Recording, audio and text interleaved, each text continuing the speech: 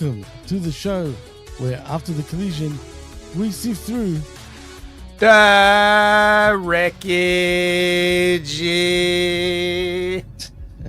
The wreckage. I am your host, Jimmy P. That is my co-host, Jamie the Vet Williams. And welcome to the wreckage. We are live on Hamid Media Group YouTube channel.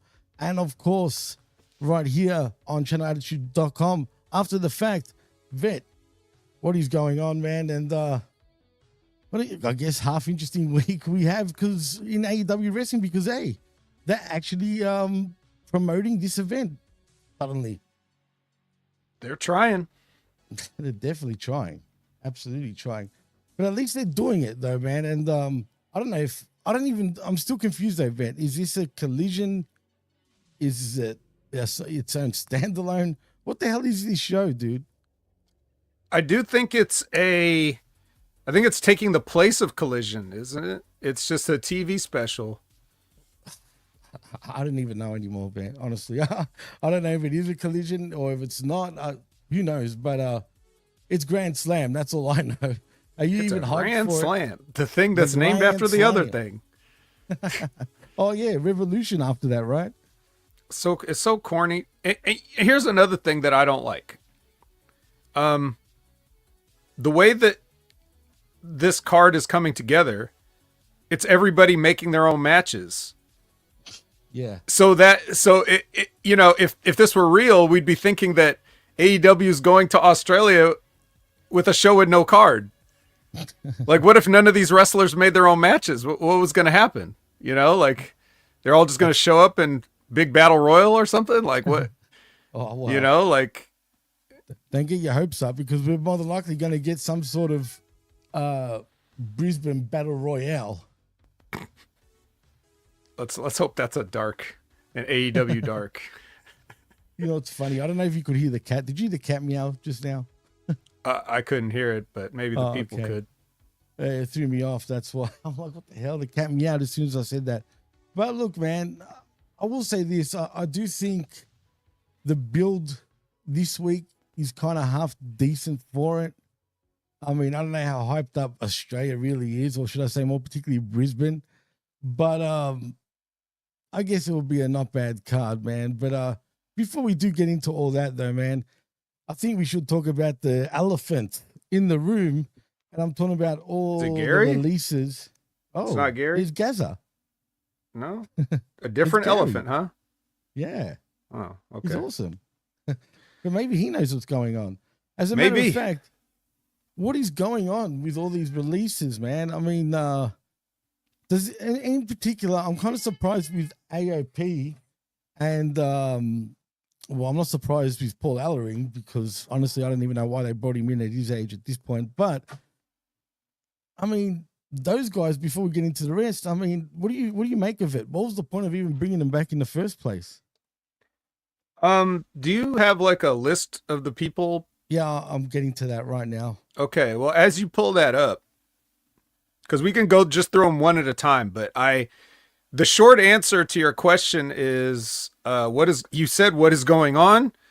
And what is going on is the WWE is trimming the fat. That's what's going on. Because as we go through these names in order, whatever order they have listed, doesn't matter what order, but just one by one, we'll go through these names and I will give you my assessment and it'll probably match the assessment I had for 5 years ago, 10 years ago, or however long some of these people have been working here. And then by the end of it, I think I'll paint a picture for you, but as far as let's start with Paul Ellering first. Because Paul Ellering came in to manage AOP when they first debuted in NXT.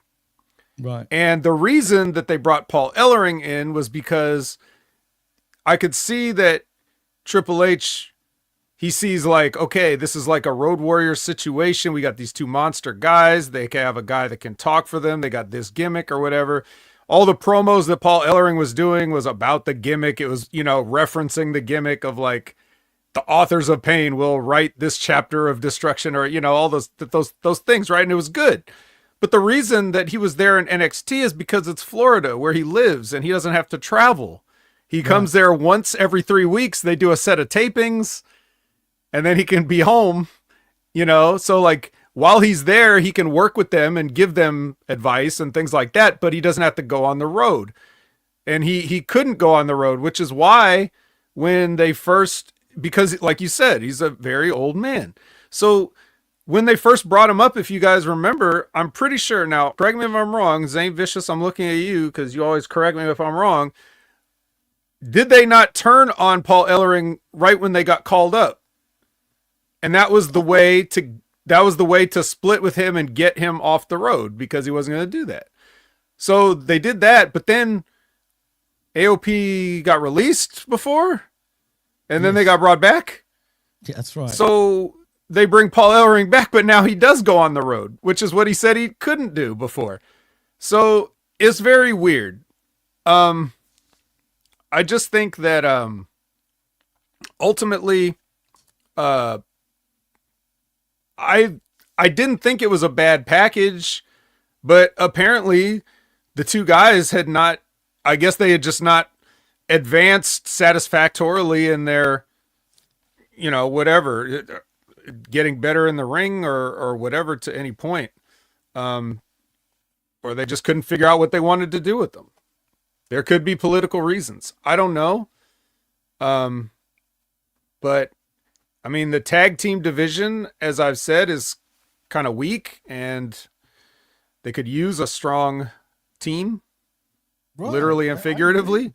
Yeah. And so that in and of itself is kind of disappointing. But I mean, I remember, it's funny that DIY are the champions now because back in NXT, one of the reasons I wrote them off and kind of wrote off the Authors of Pain, like I gave them a co-blame for it, is they would have matches where, you know, these, you know, Akam and Razar would be like taking bumps off of Johnny Gargano clotheslines. And I'm just like, are you fucking, the visuals of this are just outrageous. It's outrageous that Johnny would ask that. It's outrageous. It's outrageous that Ciampa would ask it. Let alone Johnny. It's outrageous that, you know, AOP would agree to it, but they were the rookies, you know, so they kind of had to, you know, you kind of have to like, you know, capitulate to what the veterans want to do, but God, it's got to make sense. So I knew back then both those teams were basically useless in my eyes, but yeah, so that's them. Now, who else do we got? Wait, before we move on, I just want to say one more thing about that. When they initially started NXT, I thought they were brilliant, you know, in their first initial run. Not per se like they're working the ring, they look pretty stiff. But the way they pushed them, they seemed like they were going to get somewhere, even on the main roster. But that was then, this is now. But I don't think we'll ever see him again anyway. But yeah, the next one on the list, though, is, let's see. Let's start with Sonya Deville because she's number one on this list. I find this a little surprising, actually, because I think she's got a lot more potential if they used her right. I know you probably think she sucks, but when I say that, I mean, do you remember her role when she was playing that, you know, like general manager type of deal? I think she was perfect in that role, but what she's doing now, right before her release, meh, I'm surprised she was even still there. So she's the other one gone. But what do you think about Sonya Deville? Sonya Deville, wow, just like a 10-year run. Can you believe it? Really? No. Has it been really 10 years? Mae Young Classic. First time you see Sonya Deville. Actually, no. Holy shit. Longer than that. Wasn't she Tough Enough? Oh, I don't remember if she was tough enough. Was she? Because they could never get enough of showing you the thing about her, like coming out as gay on the show. Remember? Well, now that I think about it, I mean, she also used to scream out about it too, to be fair. But that was where it started, because before that, like apparently before filming that show, that she had been in the closet. So right there in the ring during the televised whatever interview she was having or whatever with the, where they stand in the ring and then they get grilled by the panel. Right. And I guess she came out with it then, but like they just kept showing that all the time and, whatever. And then the other memorable thing that she did was, almost get stalked and kidnapped by that guy at her house. Wow. And what was it? And what's it called? Who was the other one again? The blonde chick who's released as well. Was it Mandy? Mandy, that's it. It was her and Mandy. Dude, they're lucky, man. They caught him on the camera, thank freaking God, and snuck through the back door literally while he was trying to break in. Because I tell you now, if he got in, I hate to say it, but he would have freaking raped and killed them probably, dude. Certainly. So that whole thing happened, and then I don't know, dude. But as far as, those are two like real life memorable events. Sonya Deville, the character, because that's not even close to a real name, whatever it is, right. I forget. But Sonya Deville, the character, really nothing, like nothing. So it's not like you couldn't get anything out of her, but it's like it would take so much more effort than it's worth to try to merchandise this person. Just very plain. So, I'm really sorry. But I think anyone that's in the same position would have to agree. Your sexual orientation is not a personality trait. Yes, it is, Vet. Come on. It's like, what can I do with that? Okay, you're gay. So what can I do with that on a show where nobody has sex? It's a wrestling show. So nobody's going to have any sex and you're gay. So how does this help? It doesn't. So that's not enough. You need to have other personality. I'm not saying she had no personality. You're right. When she was doing the co-GM thing with Adam Pearce or whatever, there was something there, but I also feel like anybody could have done that. True. So, and it's not necessary now. And dude, they're not even getting the most out of Adam Pearce and Nick Aldis at this point. Like Nick Aldis is completely wasted for what he could be doing versus what he is doing, So now imagine you got somebody that's like several steps below that. Right. Like it's just, it's superfluous at this point. Have you seen, before we move on to the next person, have you seen this new repackaged Tough Enough that's going to be on A&E? I forgot what it's called. But it's practically Tough Enough, but with I did. I saw that little commercial. It's on SmackDown or something. Yeah, that's where I saw it on SmackDown with Undertaker, Bully Ray, and who's the other one? Shawn Michaels, HBK. Yeah, Shawn Michaels, Undertaker. That's it, and LFG, like Zane says, and Cold Blooded in the chat. Yeah, it's Undertaker, Shawn Michaels, and Bully Ray or Big Bubba Ray, whatever you want to call him. Three bad. Do you know who I am? Yeah, I don't know why he's in there, but I guess I understand why he's in there because he's going to. Well, you got to have one asshole trainer. That's what I was going to say. For good TV. Probably the other two are also assholes in many ways too, man. Well, but Shawn and Undertaker, like Undertaker's going to be the wise one. Right. Shawn Michaels is going to be the encouraging one.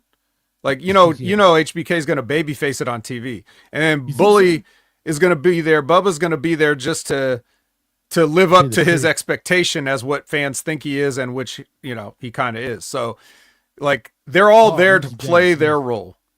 Know their role and don't shut your mouth. Yeah. I forgot to mention, like Zane said, also Mickey James is part of this. But when I saw Token woman. Right. And they didn't even, on the commercial, you don't even see her talking, dude. You just see her there to the far left sort of thing, to our right. You know what I mean? So that's why I kind of forgot. But anyway, let's move on from that, though. Let's get back to the releases. Next on the list, Vet, is Blair Davenport, which is no surprise in my eyes anyway. Yeah. Well, so B. Priestley has always been, to me, a take it or leave it talent. She's available, I'll book her. Right. If she's not, I don't mind. I won't miss her. It's just, she's there. She's all right. There's never been more than all right. And a little bit overrated back when she was, more independent. Absolutely. But Right. a little bit overrated is not bad. It's just a little bit overrated. Nothing wrong with that. Still good, but she never really, they didn't give her a chance on SmackDown, and if they did, they must have saw something they didn't like, because they didn't keep giving her a chance. So whether that was something political, again, you have to look at all these things as possibly political. And of course there's 100. multiple people with political issues, but some of them bring in lots of money. Okay. Others are Blair Davenport. I forgot to mention, you just reminded me. That's why you are the best in the world. That's right. The best in the world needs to have representation. As who could forget this classic moment? Yeah, but we're talking about Survivor Series when he Brand new How much Mattel was Creations, that, dude? 2023 expensive? Survivor Series, fresh off the presses. That's an elite one too. So we get the high end CM Punk figurine right there. I love the ones that you get, dude. They're always certain things, but they're always the best one of that thing. You know what I mean? You don't fuck around, man. I'm the best in the world. Absolutely. Like the King of Farts says in the chat, which is Aaron Ben Shlomo. I don't know, even want to know why you're the King of Farts. But he says, great figure, Vic. Congratulations. Thanks. Thanks, Aaron. Yeah. All right, who was next to get released? Did you agree basically about B 100%. Blair, B Brian Blair? Yeah, let's go to the bees. Literally to the bees, if you know what I mean. What was I going to say? Yeah, look, I thought when you said overrated, it was interesting because I feel like she became really overrated in WWE, if you know what I mean. I felt like she regressed once she appeared in WWE. I thought her in the independent scene was much better than in the big leagues, including AEW, hence the overratedness of her. She just couldn't live up to it, you know what I mean? And she comes across like a bit of a bitch, I won't lie. Maybe it's her face, hence why. She does have that kind of like the ugly hot look. Yeah, spot on. For lack of a better description. Perfectly put. Ugly, hot sort of look. Yeah, but words, like, there's only so many. But I mean, there's plenty of white women, but she was English, so it was a little different. I don't know. I don't know the reasons. Like, we can only speculate. I don't have the dirt, so it's her face. Well, yeah, but I mean, if that was truly the case, they could have just not hired her, right? That's where you have to look at those kind of things. Like, you can work around stuff, but I guess it's just not worth the effort. So who's next? Well, next is going to be AEW's next acquisition, 100%. And I'm talking about Cedric Alexander because you know why? He's going to start hurting people very soon. Wow. Talk about somebody that does not fit in that group. Cedric Alexander, another 10 plus year run, Cruiserweight Classic. He had the match at the Cruiserweight Classic, and then hired. yeah. I forget what did they chant? Like, hire Cedric or something like that. Yeah, hire Cedric to Triple H, and then he came out with the friggin' like, contract. I'm gonna do it. Yeah, I'm gonna sign him, and then he's every indie wrestler ever, and even in the later matches, like he's been working recently. Like, within the past month, he's had like 2 singles matches on TV or 3, whatever here and there, doing something with Javon Evans and Ethan Page and all this. Right. And the story being Ethan Page broke his hand in a toolbox, and then he came and got cleared with his broken hand. And I just see him like still do this. It's like the same. He is the prototype indie. He's just like Buddy. He's just like Buddy. Those two have a match. It's going to be the phoniest indie spot fest that you've ever seen. I was there when they had that marvelous match in my neck of the woods at the MCG for Super Showdown, where Buddy became the new WWE Cruiserweight champion. Oh, that was them, huh? That was a great match on that night, I'll say that. But yeah, that was the battle of the absolute no personalities. Yeah. Like seriously, no personalities. But you're right. He's literally, except the only thing about Buddy, if you want to compare him, at least Buddy has a presence. Can't do anything else other than wrestle. But his look alone gives him a presence. Whereas Cedric, he's got nothing. Like no presence. No, I don't even agree with his look. I don't know, man. He's a handsome guy, but absolutely. Once the bell rings, he just does the stuff. And he's like the same thing, like just what I'm talking about. The last time I see him, again, he's coming back from having his hand broken. He's got the cast on his hand or the brace or whatever on his hand, and he comes out for his entrance and he's like he's doing this. He's like what is he? Like, what are you, D. Malenko, grabbing your wrist? Like, what are you like, what is that? This is like some anime shit, like where he's just like overly pantomiming, like, my hand, you son of a bitch. And then when he gets in the ring, what does he do? He chops him in the chest. Great revenge for breaking your hand, right? Like, I know that's what I want to do to the man that broke my hand in the toolbox. So I'm gonna slap his titties. I'll slap your titties into the 4th row of the performance center because they only have 4 rows. Well, yeah, literally. Hey, Liz, thank you for joining us, man.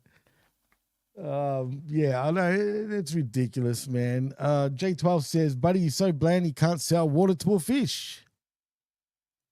You're not wrong. We're going to talk about it too. That's coming up, so please stick around. Zane, you're trolling.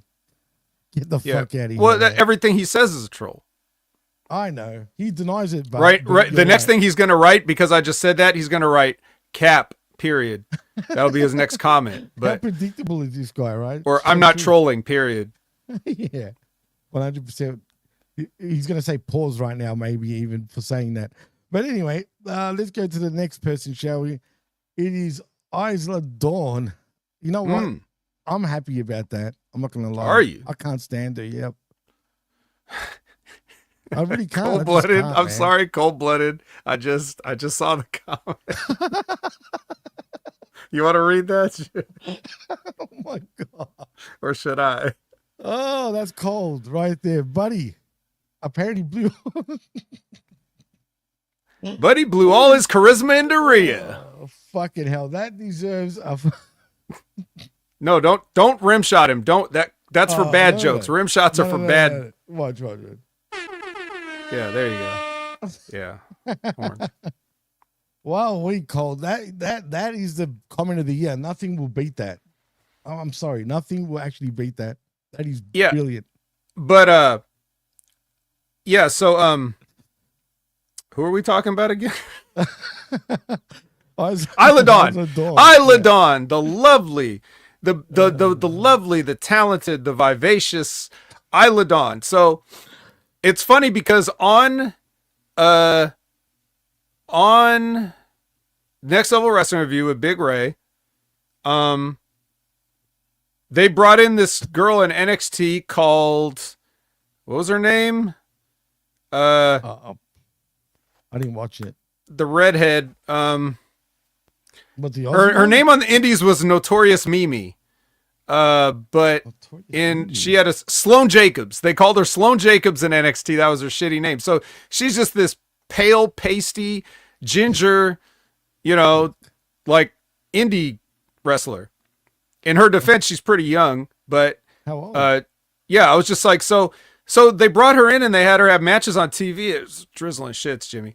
And I was just like, you know what they could do if they wanted a pale skinned ginger to wrestle on their TV, they should go over to NXT UK and bring Isla Dawn over because she's actually good. She's hotter. She's thicker.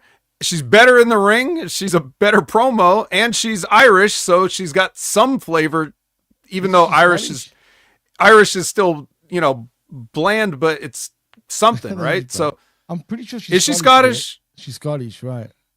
She is. One 100%. Of those. Yeah, Scottish. I'll double check. But even so, it's still not just American. So that was cool. And she had a cool look. She had a cool gimmick. She had like the spider, the Black Widow type gimmick. And, and then Scottish sure enough, they released Sloane Jacobs and they bring in Isla Dawn, but they brought in Isla Dawn and put her with Kaylee Ray, aka Alba Fire. And then they started just being a team for no reason.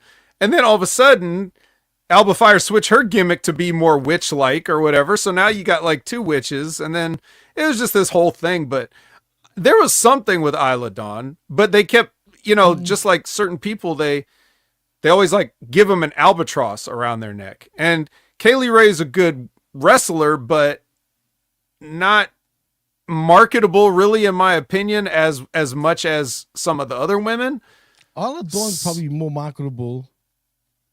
Yeah, because she was doing something when she was in NXT UK as a single. She was doing something that nobody else was really doing. Yeah. And then when she gets over here, like 6 or 7 women are doing it. That's true. And you just get lost. So that one, it's not necessarily a loss for the company. But they could have done her better, in my opinion. They could have. But does that mean, do you think the other redhead's going to get released shortly too? I forgot her name suddenly already. Not Isla Dawn, a tag team partner. Yeah, it's weird that she wasn't. Right. Maybe they feel bad because of what happened, hence why they gave him the tag championships at the time. But anyway, we'll see what happens. I still think there'll be further releases in the next couple of weeks, but we'll see. Next is the Playboy himself, who apparently, dogs his own buddy. And I'm talking about Giovanni Vinci. They were doing something with him, and then he apparently tried to pick up Tiffy time, and then he got buried by the boyfriend, who was his friend. And I'm talking about, Kaiser. Is this the 3rd time this guy's been released? I think it is. This guy's got to have some kind of record. They're all about setting box office records. They need to set release records. They need to bring him back one more time. Well, no. You know what? He looks like a dick anyway. I don't know him personally, but by the looks of him, he just comes across, his energy gives me dick preference. Another cruiserweight classic, Fabian Eichner. Yeah, there you go. Exactly. Yeah, he was like a, his thing was that he was kind of muscly for a smaller or shorter guy. Like he was a muscly shorter guy, but he did like the Brian Cage thing where even though I have muscles, I'm going to flip, So right. That was kind of what his thing was, except he was nowhere near as jacked as Brian Cage, obviously. But yeah, I don't know, man. $0. That Imperium gimmicks, like that extended his career by several years. Absolutely did. He would have been long gone if it wasn't for Imperium. 100%. Do you believe the reports of what he apparently did with Tiffy? Do you think that's any? I don't know what. I don't know what that is. What did he do? Do you remember when they threw him out of Imperium on Raw? Kind of. When they threw him out, there was reports like literally the day before that he tried picking up Tiffany Stratton, and Ludwig Kaiser, got a hold of it, got upset, and then they released him because of that. And then, ironically, just to write him out, they got Kaiser to literally beat him up, and then he was nowhere to be seen. And then they released him now. So that was the report, and then brought him back. Yeah, probably. Do you think there's any truth to that? Maybe, but it seems bizarre that you would knowingly hit on another person's. That's why he gives me so deep vibes, so that's kind of weird. Absolutely, he's a freaking rat. or is that? I mean, I don't know. I don't know anybody's actual, like, what they're really like or anything. Is that something just of like Tiffany saying that? It was just the dirt sheets coming out with reports and rumors about that happening. And then ironically, the next day he gets buried and then we don't see him again. So maybe there is something to it. I mean, I don't believe in coincidences that much. That seemed a little, interesting at the time. So I don't know. Whatever the case, he's another plain Jane, to be fair. And I don't care if he speaks Italian. Like, honestly, I couldn't care. No, his gimmick was that he was rich, but he It's Good. like we know what you do. You have the same job as everybody else. So how do you have you're a more money? freaking wrestler. Exactly. It's just spot on. Spot on, man. So there's not much to say here. But speaking of records, though, Vet, about getting released and then rehired, Carl Anderson and Luke Gallows can't be that far behind from AOP. And also Vinci, obviously. Yeah, these guys are the Good Brothers they are everywhere they go, they make everything worse. Like they add nothing, they take up payroll, space, television time. They bring nothing to the table. Like absolutely nothing. They've just been parasites on wrestling for the past 15 years. Well, they're the Timu outsiders, let's be fair. I mean, that's generous. I know, that is probably generous. It's below Timu even. Can we go any lower than Timu? Wish. Probably. No, Wish is above. I don't know. There's other ones. There's less famous ones. They're one of those. I won't say what it is, but there's something. And, at the end of the day, I was fans of these guys at one point, especially in Japan. Bullet Club, Too Sweet, and all that. But you're right. I mean... Yeah, go back and watch their stuff in New Japan. I know. You'll be like, oh, God, it's the same. Come on. It's Festus, bro. Same, bro. Once you become Festus, you're done for life after that. That was his best gimmick. So the thing about it is with and these are that's everybody now, right? Yeah, I believe it is. So I don't see a huge miss on any of these people. Some of them are unfortunate. Well, they're all unfortunate. I don't call for anybody to lose their job. I call for them to all like I said, Anderson and Gallows. I'm speaking from as a TV viewer, how I feel. As people, I don't know them. They seem cool. I've never met them. And as wrestlers, I say, yeah, you should milk every company for every dollar you can. That's what it's all about. I don't begrudge them any of that. I'm just presenting the other side of it, my side of as just watching them on TV. I feel like everything they do is just like you're begging people to change the channel. So that's just it. But those guys did the right thing. All these people did the right thing. They got all the money that they could for as long as they could. And then WWE finally did their part in being like, hey, these guys are just taking up payroll and we don't even care to make them earn their money, because the one thing that all these people have in common is they just ain't on TV. Right? Cedric had to go down to NXT to get TV time. So if you're not interested in using them, you shouldn't be interested in paying them. And I think that's ultimately what happened here. Some of these people, like I said, you could have got something out of Isla Dawn, but they just didn't. Former tag team champions just never on TV, like just taken off TV. And I get it, because there's, the way they do TV, there's not enough room for all these people anyway. So I think that's really... Everybody just can't have a job forever. They can't get a free lunch forever, Jimmy. Oh, yeah. Especially the freaking Good Brothers. Hey, our very own Richard Bronson Vickery is in the house. Saying Machine Gun Anderson will be back here in Cincinnati working the Indies. Oh, yeah. Sure. All you guys literally protect your necks, because he's going to be chin locking all of you. Yeah. For like 10 minutes at least. While talking trash. That is such a trademark of his. Like, it makes me laugh. And speaking of RBV, after this very show, myself and RBV will be recording the Smack Attack, since we're live back once again right here at Hameen Media Group.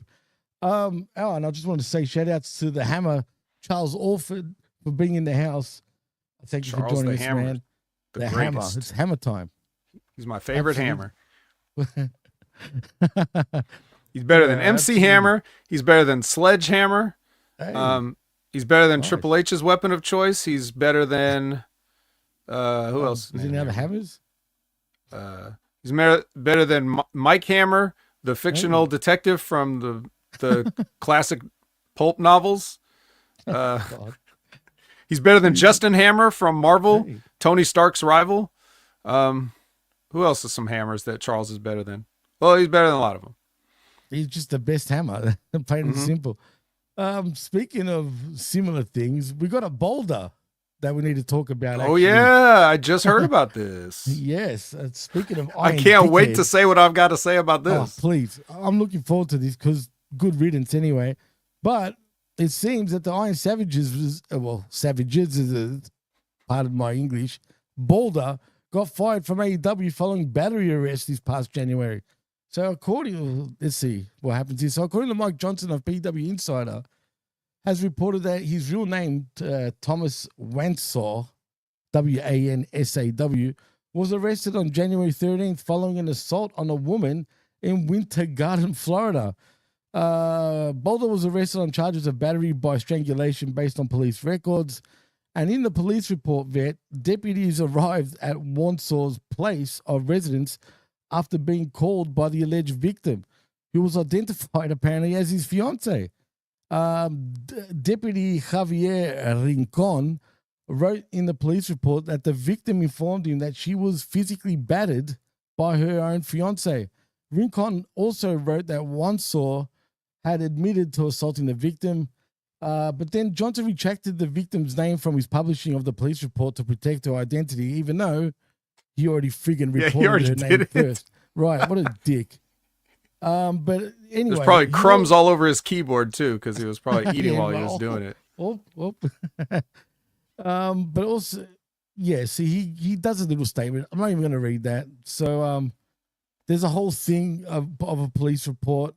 I'm not going to go through the whole thing. Basically, you just got the gist of it.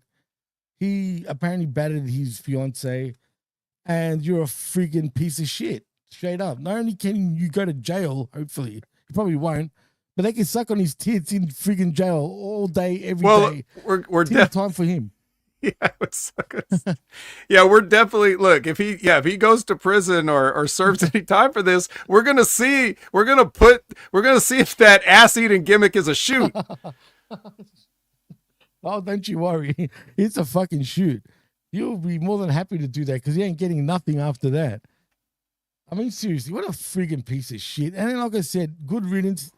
The gimmick on wrestling was just ridiculous in AEW. Piss off, fuck off. I never want to see you ever again. That's it. Plain and simple. Yeah, it's funny too. That's just the way. I mean, when I heard the story or whatever, the way they were talking about this, him admitting to it, it's almost just making it say like, "Oh yeah, that was me. I did that. Yeah, I choked her." What the fuck is up with that, dude? I saw that on Twitter. He was writing that. And he didn't. It's like he doesn't give a fuck, bro. You got to be mentally retarded to be talking like that for real. Hey, man, I don't know. But it's too bad that, like we were just talking about a list of people that get released just because, sorry, we got nothing for you, and guys like this should have had that been told to them like years ago. Like it takes domestic battery allegations to get you released now. You should have been released on site. Like, well, you should have never signed a paper. Like somebody should have watched your match and been like, no thanks. But he got several paydays out of it. Oh God, man. Well, Karma's a bitch. He must have been just seeing, I don't know whose idea it was for doing that stupid gimmick on television. I'm sure it's TK. But it was just feral, man. But and he's a feral person, and that's what matters most, man. And he's just dumb. Like I said, he's mentally handicapped. He talks on social media like, yeah, it's me. Hello, yeah, I did that. Like it's some fucking, like he's proud of it or some shit. But whatever, man. Fuck off, get fucked, and goodbye. And I never want to see you ever again because I'm sure you won't be wrestling for any major company ever again in the US or anywhere on this planet. He wasn't even wrestling for the major company he worked for. He was on Ring of Honor, if that. Right. Exactly. Oh, man. Well, we got some more Ray Phoenix news, actually, Vet. So apparently this is what he had to say to Lalo Elizararas. I hope I said that right. It's ELIZARRA RAS. Ha ha. Haha, exactly. Anyway, Ray Phoenix said about the situation going on in AEW. He says, mainly my life has always been about wrestling. And it's not like I stopped training. On the contrary, though, he says, I have more time to train, clearly. I have more time to perfect my skills, and I have more time to create new things, to work on my injuries, to work on my body, and mainly to work on my head. I was hoping he was going to say soul, but I guess not. Anyway, he continues on saying, I'm doing personal projects like buying my house and a future for my children, but I could have had the option of continuing to work every weekend. But nobody stays in a place where they are not wanted, and it's very difficult to wear the shirt of one relationship when you need the other party to back you up. Oh, interesting. And also to support you, or simply not ask for anything exaggerated that you deserve as an athlete. And as part of the relationship, you know that on social media, they always say a lot of things to get your attention or go viral. They even invent gossip and stories that leave you like, wait, what? But well, it happens. Every day I'm doing the best I can. We have our Republic of Lucha store, a project that was always a dream of my brother, Penta, and me. And the way things are going, I get to be the head of that project, and I have more time to create projects, creating designs, organize what we are going to do today, organize what we're going to do tomorrow, and organize what we're going to do next month, spending more time with my children, which is one of the biggest commitments I have in my life. And I believe that I want to give society and the world beautiful people and human beings. Okay. Perhaps what I was not and what was not in my hands. And I think that today I am working on that with my children every minute, man. I want to help them. I want to teach them, and I want to accompany them. There's more to this if you want me to keep going. But basically, he goes on to say, I just want out or let me wrestle for the time being while I'm under contract. Sorry, was that last part of the question?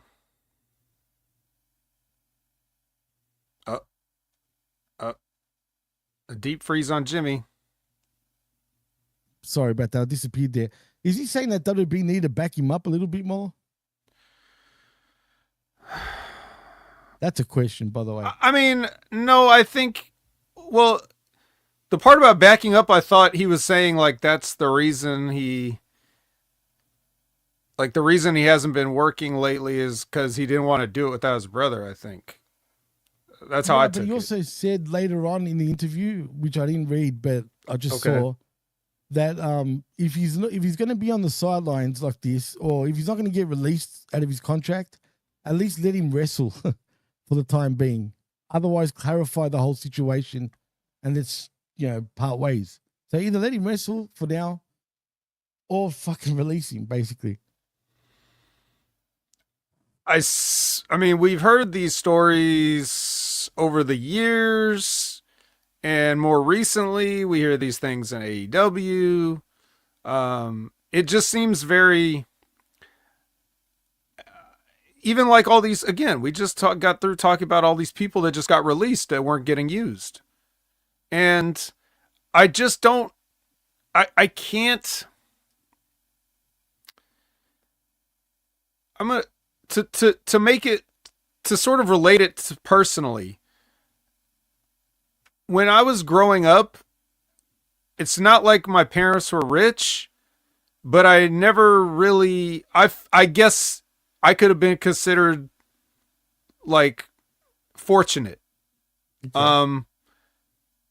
That being said, instead of making me feel entitled or spoiled as an adult, it makes me appreciate things.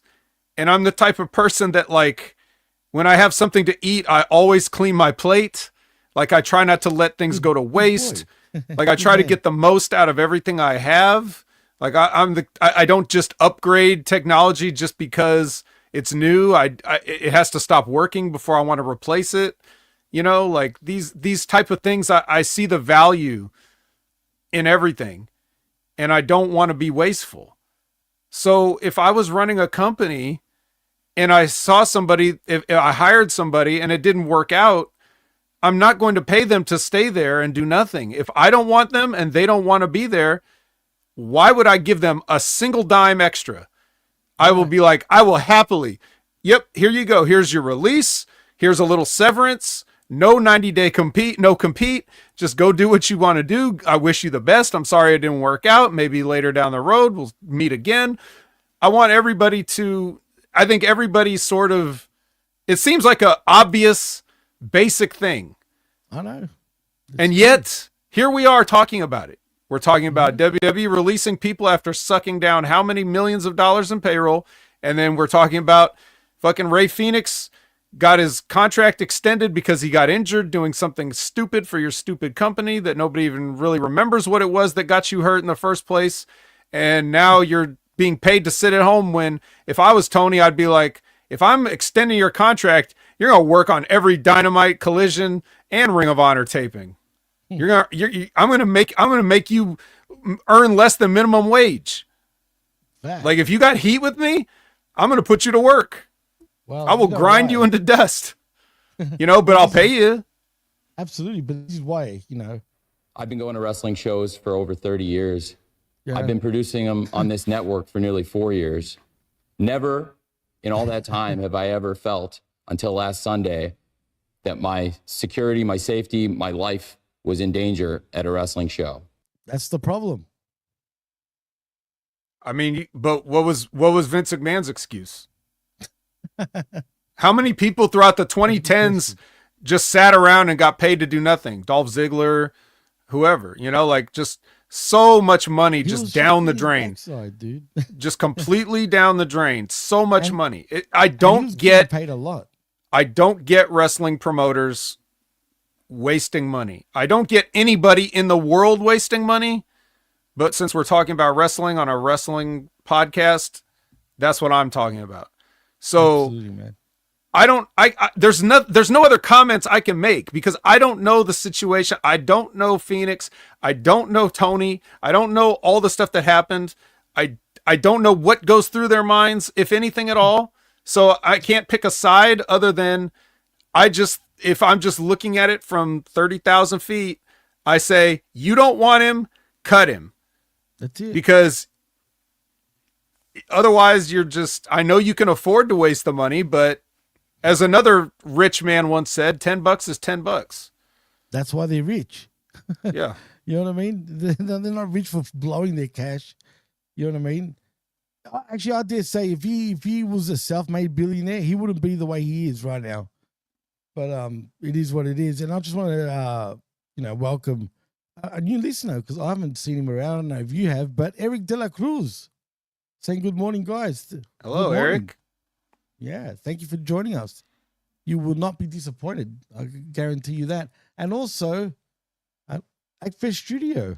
Fresh What's Studios. Up, yeah. Yep. What's up, man? Pretty fresh. joining Pretty us. fresh. That is fresh. Absolutely fresh. Funky fresh.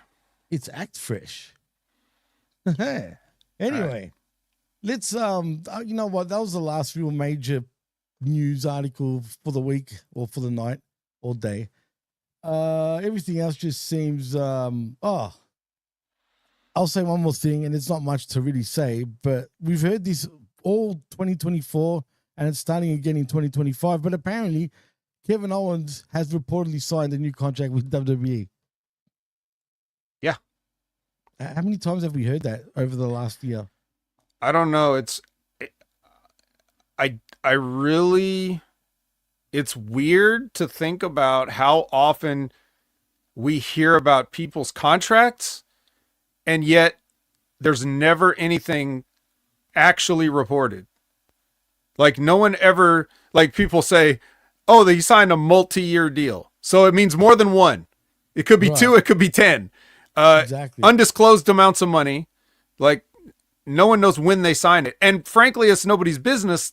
That's why we don't know these things. But I'm just saying it's weird how much we have to hear about stuff that we don't actually know the facts on. So I couldn't care less. Is the only thing that matters if I turn the TV on one day and Kevin Owens isn't in WWE, then I'll know he's gone. Right, exactly. But you know what? Because it's a public company, shouldn't we actually know? Technically, if you dig, deep enough, you can find out. You know what I mean? If you really, really want, but it takes a bit of work. But anyway, that was the news for the day. If anything else, it's MSG acting fresh. Oh, Sorry. Yeah, apparently it is. Hey, Matt. No wonder he was panhandling. We love you, Matt. It's all good, man. Hey, it's pretty like bad where he's at, man. We were talking just before we got on the air, off the air, and man, the snow. What was it? 7 inches of snow or a bit less? It's a lot. Regardless, man, he's got to dig quite a bit. It's pretty bad. But anyway, let's get into sifting, shall we? Speaking of sifting, because Matt's got to sift the snow, while us poor bastards have to sift AEW's garbage, basically. Do we need bins too, actually, at this point, Vet? Do we get the bins with us? It's gloves on? Yeah, these are already like we're gonna be pulling them out to the curb even before we're done with Dynamite, probably. Oh shit. I'm looking forward to it. So Renee is like doing a voiceover to start Dynamite. Like they're doing the thing. This is like Raw, where, you know, when like Michael Cole or like on SmackDown, Joe Tessitore is like doing the voiceover saying like, we're here in whatever city we're in. As you see, Swerve Strickland arriving. Like that's how Renee's doing it. Like they're doing the thing where people are walking. Hey, Ricochet. Yeah. Hey, Ricochet's here. Like Ricochet's arriving at the building now, you know? And then they go to a live, a Jay White, and then he's doing an interview, and then all of a sudden here come the Death Riders, and then they start, you know, then they look like they're about to jump Jay White, but look behind the Death Riders. Ooh. And we had Rated FTR is there. Oh my God, we ambushed the ambush, and then they start brawling. Go figure. There's going to be a brawl, and they brawl all over the place and into the arena. And then, you know, Jon Moxley is like, he rejects the challenge of Adam Copeland, who they're back to calling Adam Copeland. They're done coping with Cope, and they're just calling him Adam Copeland because it only took them several weeks to realize that was the stupidest thing ever, which should have been decided the moment anybody suggested it. But now they're done with that. And then he's just Copeland again.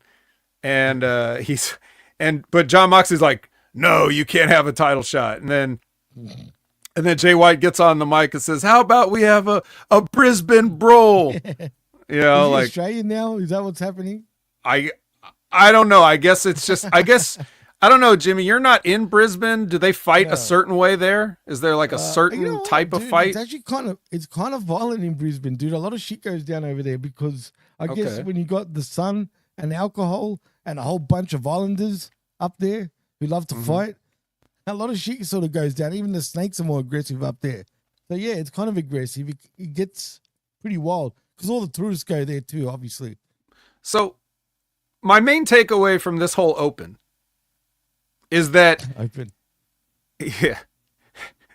Grand Slam. It's my main takeaway is apparently Jon Moxley can decide whether or not he defends his championship and against who, because he has it hostage, of course. That makes sense. However, if it's just a tag team match, he has no say in that. Jay White can just make that match, and Moxley has no right of refusal to that tag team match. Nope. Okay, I just want to make sure that we have the management structure set up here. Yeah, I'm only going by the way they work. Okay, from what I gather, no. And I'm sure you know that deep down too. So I mean, because there's no authority, we need an authority figure. I know, it's been sort of. Some people don't like the authority figure on television, but we kind of do, just so we know who's pulling all the strings and why are they allowed to just make up stipulations and matches on the fly like that? Because really, it's unrealistic. So can somebody like at least give us some sort? Look, get a Jack Tunney, Tony. Who's not really like anything. He's just, he's just there acting like he's the president. Hire someone if he can't do it, hire someone to do it for him, man. Christopher Daniels. At least, that's it. Yeah, actually, right. Get Christopher Daniels or Bryan Danielson, someone. Anyone. Call him friggin' President Daniels after. He can wear a suit every match, or I mean, whatever. Just someone, if he's not willing to do it, because I don't like how just random wrestlers does random shit, just because. Well, then you're not going to like the rest of this review, because anyway, the next match Love it. that we have here is Will Ospreay versus Mark Davis. And when did Davis join the friggin'? I thought he was against him. Dude. Just then, just then. Don Callis, yes, Don Callis, like brought Mark Davis out, and he's like, "Yeah, this is Mark Davis. You remember him, Kyle Fletcher's partner. He's with me now, I guess." Dude, I'm about this point. I just wanted to say, go yourself, Tony. Yeah. All right. Jesus. Yeah, well, yeah, basically. So anyway, Callis goes over to commentary like he likes to do. And then we get our match, Ospreay and Davis. Actually, it's kind of a handicap match. It's it's Will Ospreay versus it's actually a 2-on-1 on Mark Davis, because it's Mark Davis fighting Will Ospreay and his own diaper that he's wearing that he keeps trying to pull up over his gut. Like, I don't know what it is with these guys that, like, I understand dieting is hard without the aid of illegal substances. I understand that dieting and training is very difficult, but if you're going to just be fat, like, but not like obese, but just regular sloppy fat. Is he fat though, when you think about it? Yes. And if he's going to do that, right. You can't have the diaper cut trunks. You can't just have the trunks where you just make the waist up higher to cover your lower stomach. At that point, you just give up and get a singlet, right? Yeah, absolutely. Cold-blooded. Thank you so much. Hey, hippo. Dude, he's given us so much money recently, or super chats. He's the gold standard, peeps, of when it comes to super chats. Everyone should should learn a thing or two about Cold-Blooded. Thank you, bro. You've absolutely been way generous with all of us on all our shows. Yeah. We appreciate you. And don't all you guys just leave him out here in the cold. Bad. I know. Leaving him out. Give him some company. But seriously, if you're fat, just stop wearing the diaper, okay? Just get a full body suit, whatever you got to do. If you got to dress like Nia Jax, then dress like Nia Jax. But don't. Anyway, and it's because he won't just leave it there. That's the other thing. Like, it's one thing if you're fat and you wear the diaper, but like he keeps adjusting it. Yeah. Like, you're supposed to be either, like times when you're supposed to be on the offense, you're supposed to be selling, and you're killing my immersion and my suspension of disbelief because I keep seeing you tug at your tights over your fat stomach. Like, we all see that you're fat, even when your trunks are all the way up. We can see your gut under your trunks. Who do you think you're kidding? It's true, man. You're anyway, right. Flying hidden blade for this fat fuck. And Will Ospreay goes over as if there was any doubt. Too. Yeah. Then he gets the microphone and says some stuff. And then Kenny gets a microphone and he gets some stuff. And then I get bored. And I wish I was doing anything else. But what about you, Jimmy? Yeah. Did you enjoy this handicap match and the promos after? I'm bitterly disappointed, Vet. First of all, I was pulling my hair out because of Davis now, I guess. It's all good. He's best friends with Don now, and I assume Aussie Open will be a tag team once again, and everyone's happy again, I guess. First of all, Davis, if there's a definition of true blue Aussie bogan-looking guy, it's him. I'm talking about Davis. I'm not talking about the body, though. The body's a bit weird. But just his head, If I walked into a room and I didn't hear him talk, and I had to pick who was the Aussie guy, I'll pick him in a heartbeat, dude. I'm telling you, that's how friggin' obvious he is. But anyway, he sucks. First of all, the company sucks. TK sucks, and whoever writes this shit definitely sucks. And now then we get Kenny coming in back to his original theme of AEW. Thank crying out loud, thank God. Because that stupid ass opera freaking Pavarotti Final Fantasy remix. Hey, we don't That have to was bring it up usually- anymore. That was like he already got rid of it usually last shit. week, so we're Thank God. I know. I just We're want to good. say it again. But sometimes I think, did they forget it? Maybe that's why. Now that it's happened 2 weeks in a row, it's done. Kenny, does it for me? Is Kenny phoning it in? speaking of phoning it in. Jimmy's on dial up, so we'll wait for him to dial back in, and we'll take some calls. King of Farts, Vet, in your opinion, is there a way to save Jay? Whoa, two Jimmys. Is there a way to save Jay White's career, or is it that deep in the grave now? It's not. It's not in the grave. Somehow, Jay has still, like, even though AEW is not in the best place right now, Jay has still found a way somehow, or they've found a way to keep him like clawing like right around that top spot, right? Like he's involved in the angle with Jon Moxley still, who is the champion.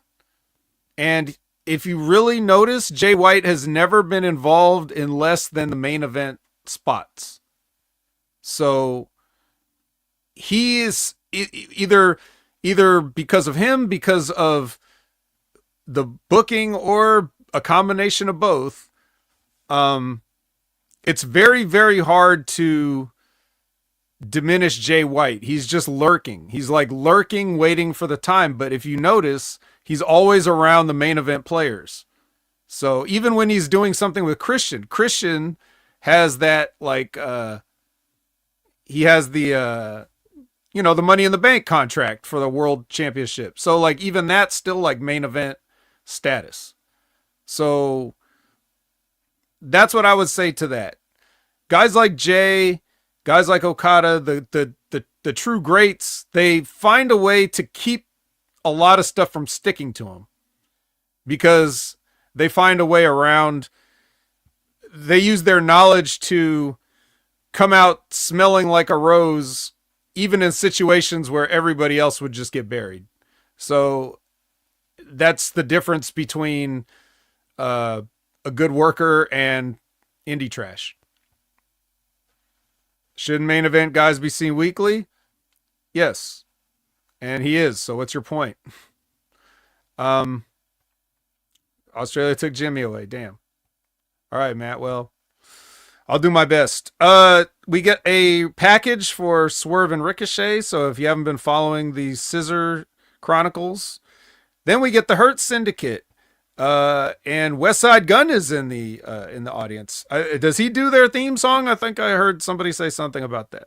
Anyway, so MVP is basically saying that we got these tag team championships, and now we're coming for anybody that has a championship, which that's a lot of people in AEW. So you could definitely see the Hurt Syndicate being like draped in a lot of hardware if this was to go a certain way. But that's when they're interrupted by the return of the Gun Boys. And the Gun Boys definitely have nothing to do with their good friend Jay White or anything. They're not interested in helping him with his problems with the Death Riders or any of that other stuff. They're only concerned about these two seemingly unbeatable monsters that have the tag team championships that they have so long ago that probably most people forgot they ever had it. And MVP says that, yes, next week the Ass Boys can get a shot.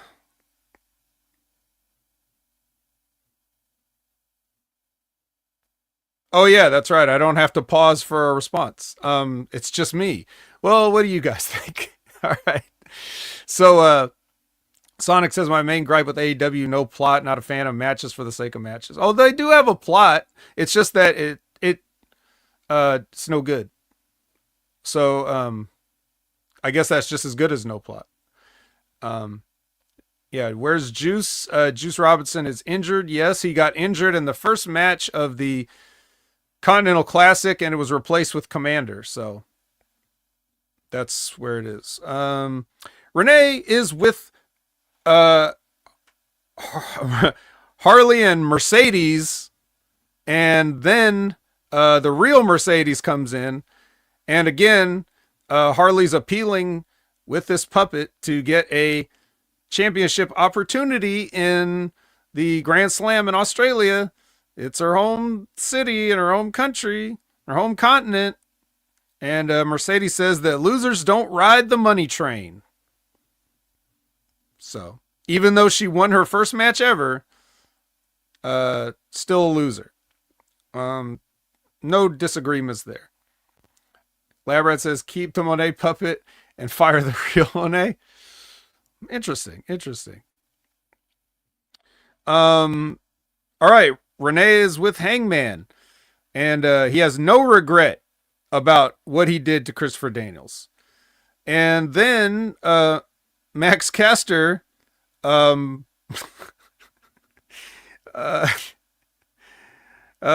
see. I wrote my notes down here. Caster wants Paige to hurt Bowens or Billy into retire. Oh yeah, he said because you beat Christopher Daniels into retirement, could you do the same thing for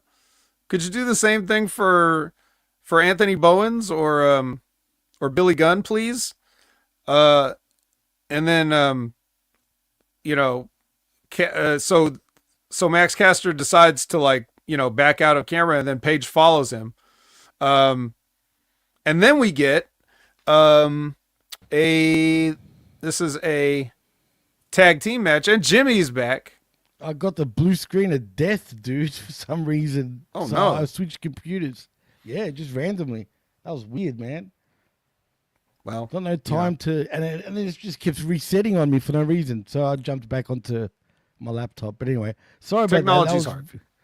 Yeah, that was weird. But anyway. Well, you didn't miss anything. We're just gonna we're going right to the Hounds of Hell versus Fletcher and Takeshita.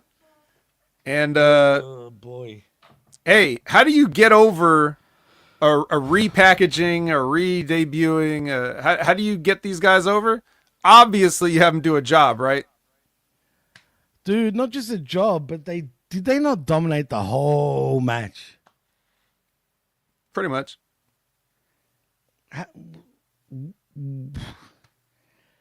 Anyway, fuck this. I've got nothing to say, man. This Okay. is just bullshit. Yeah, the dogs get put down.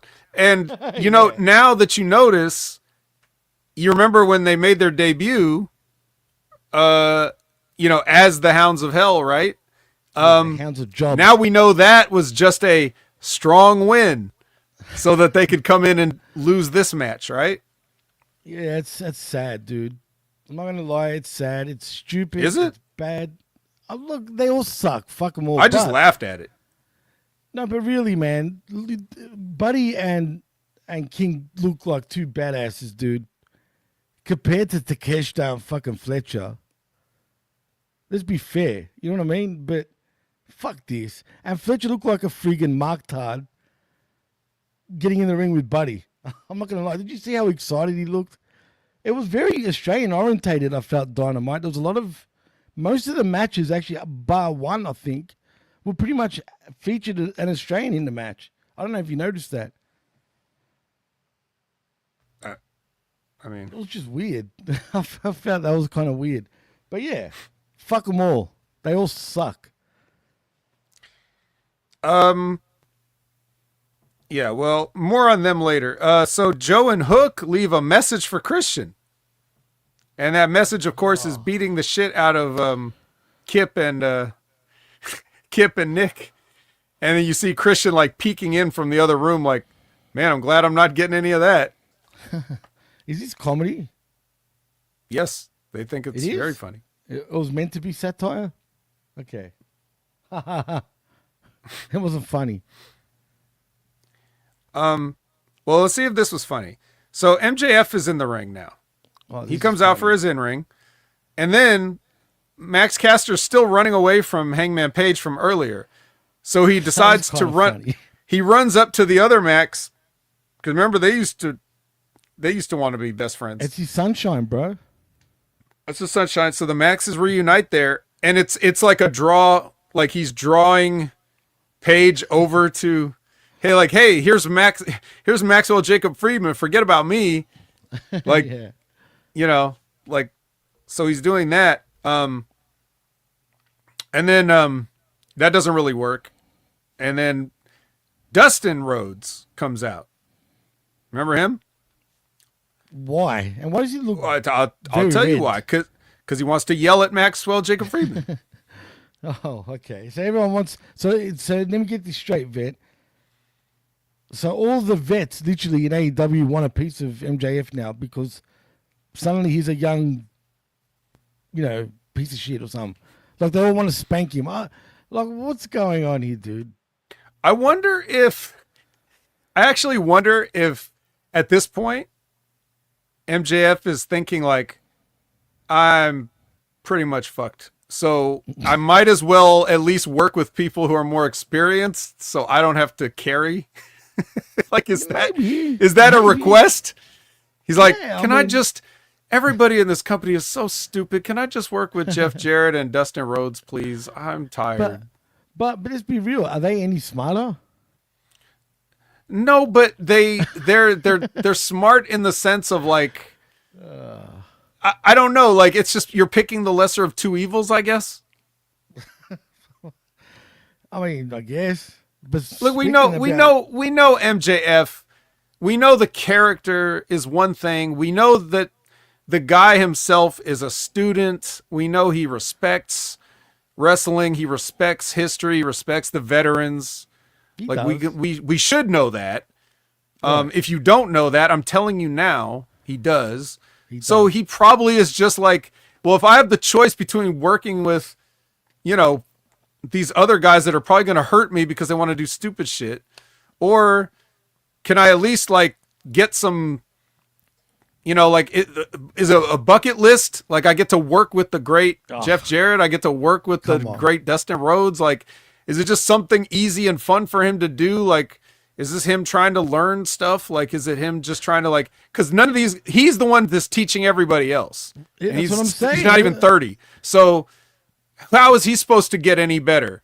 Like by doing that, it's just a theory. I don't know. I'm just spitballing, but I'm just thinking. But then, it's certainly, look, there's certainly nothing Dustin Rhodes is going to teach Max about a promo, because he just comes out here and starts yelling at the top of his lungs about a bunch of stuff. And then Max almost brings up Cody, and then that's what crosses the line, causes a pull apart, and then the security gets out there, gets between them, and then Max runs back in the ring, kicks Dustin in the balls. As Christopher Daniels comes out to the ramp to just be like, what is going on here? What a useless Christopher Daniels. But my thing is this. All things considered, the segment, aside from the fact that Dustin Rhodes is yelling all the time. What's his problem? No.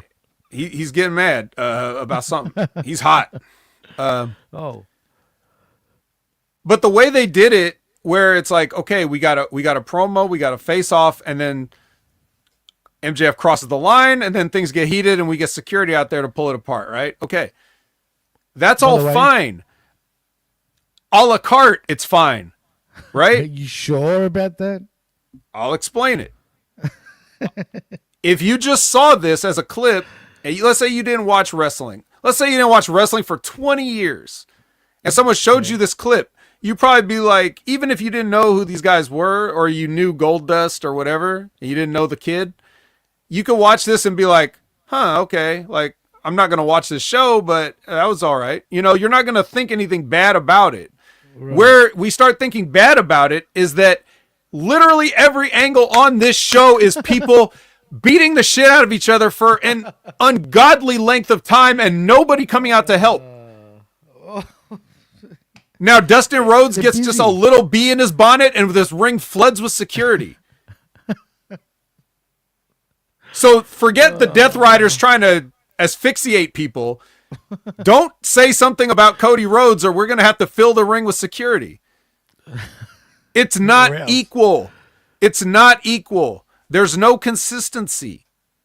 You can't do this. It would be good, but everything is this. Every single thing is this. Everything is a fight, a brawl. We started the show with a brawl. Jay White was minding his own business doing a promo.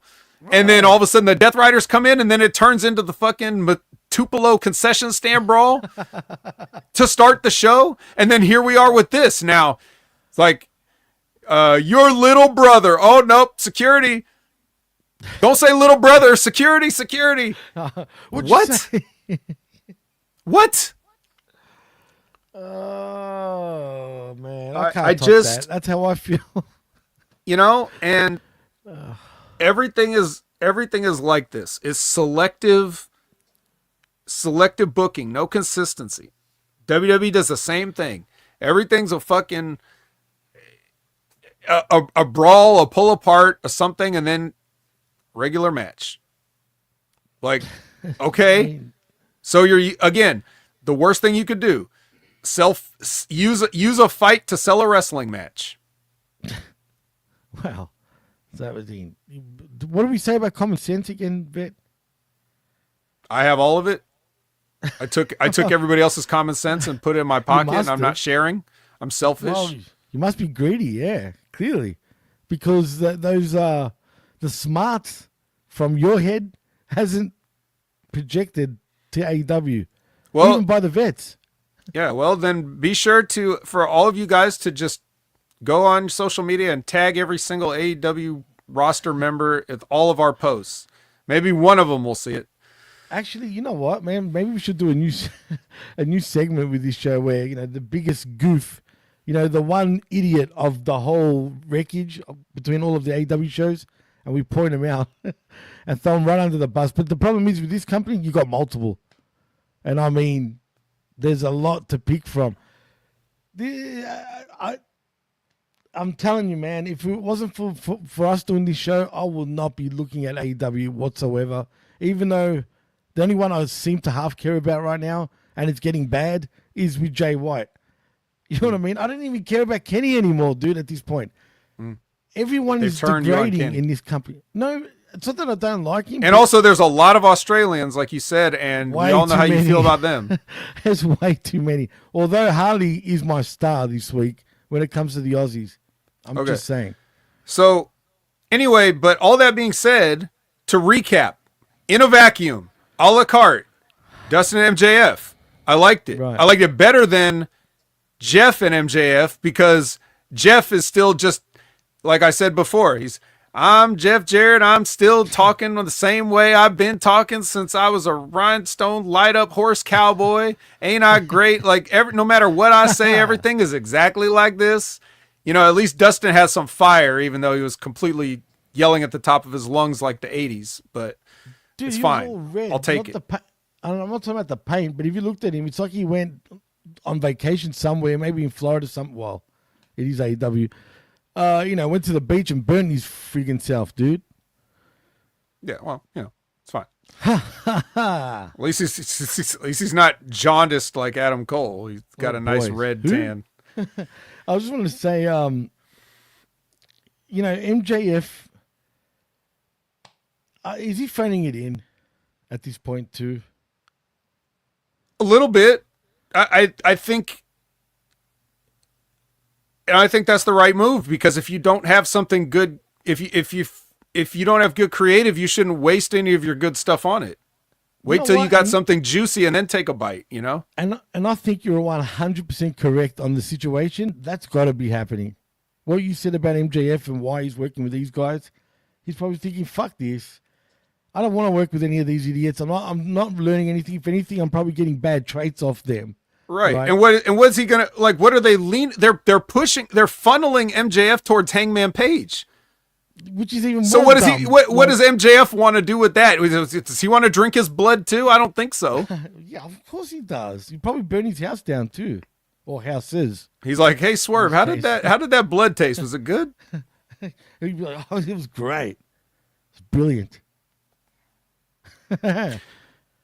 Mariah May Oh, is now on commentary versus she is. for a match between Queen Aminata versus Mariah May. Oh my goodness.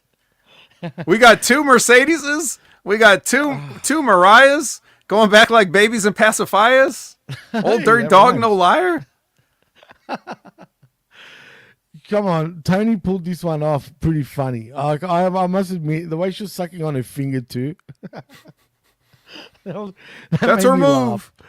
But it was just the whole time, like, and then she was sort of getting a little sexual with it at first. But you know what I mean. The only difference is, I think she put the mannerisms she done down pat, right? Except, you know, she's got a bit of, you know, she's got backside. You know what I mean? That's the obvious difference between her and Mariah May, who's got no real meat back there compared to Tony. But Tony is just she's dorky funny, if that makes any sense. Like, she comes across as a dork. Like, if you're playing charades, she'd be fucking funny at it. You know what I mean? She'd make everyone laugh, I think. But yeah, for me, it was just all Tony, man, on this, and it was amusing. It made me laugh, and that's about it. All right. Well, Serena D was also amused because she's watching this backstage, just keeping an eye on things. As she should. Yeah, Tony May hits the Mayday on Tony May. Queen Aminata, and then Renee goes in for an interview, and you know, Tony cuts the interview, insulting, you know, playing up still being Mariah May and all this shit, cuts a promo as Mariah May, and Mariah May's like, I'm not gonna sit here and take this, and she gets up on the apron, and then she changes her mind and doesn't go in there. Well, is it safe to say, and also I'm confused, what's the date today? Oh, it is next Saturday. All right, so Grand Slam is in 5 days from now. Well, 6 technically because of the US, but for me it's 5, but it's really 6, like I said. So because I was confused because I was saying 2 weeks sometimes with Grand Slam, and then I was saying this Saturday. So I was kind of confused a little bit, but then again, we are talking from Wednesday, so then it makes sense, obviously. But is it safe to say that Toni Storm will regain her championship in her home country, in her home city? Well, not city, she's from the Gold Coast, but in her home state. It's safe to say that. It's maybe not guaranteed, but it's pretty safe. We'll see. But then again, you know why I'm not sure? Because if it's just a regular show, it's, I guess, Grand Slam Collision. Is that what I'm assuming? Whatever it is, if it's just a regular show, I don't know. They might not do it. You know, they might wait till Revolution. It is the right place to do it if they are planning on doing that. But you couldn't put it past AEW and Tony Khan doing it the other way around because that's just how they do things. Well, we'll just see, I guess. We get Dustin Rhodes yelling again. More yelling. And then Dustin. Yeah, he ends his promo by calling MJF bitch. That's bitch infringement. We already got a guy doing that. That's a bitch infringement. Absolutely, man. And that's the first thing that crossed my mind. I'm like, you're not Okada. Why are you saying he's lying? Like, hello? Weird. Now, this is what I'm talking about. It's like these veterans are supposed to know better. They don't pay attention, clearly, dude. Unless he's doing that as... Even if he's going into business for himself because, let's say, he's got a problem with Okada for some reason, which I'm not saying that's it. I'm not saying that that's the case. I'm just saying even if that was the case, the office should shut him down and be like, all right, you can't say that because we already got a guy saying that. Right? But you know what? So you're right, but you're probably even more right because as dumb as this sounds, it probably will lead somehow to Okada because he said bitch. And that's their way of long-term storytelling. See, that's why. That's why. All the AEW CKs will be pointing to that. I do understand that I'm the best in the world. But I still... You're the greatest on the universe. I am. I still feel like... it's weird. I feel like I'm in the Twilight Zone that I have to lecture Dustin Rhodes how to do this job.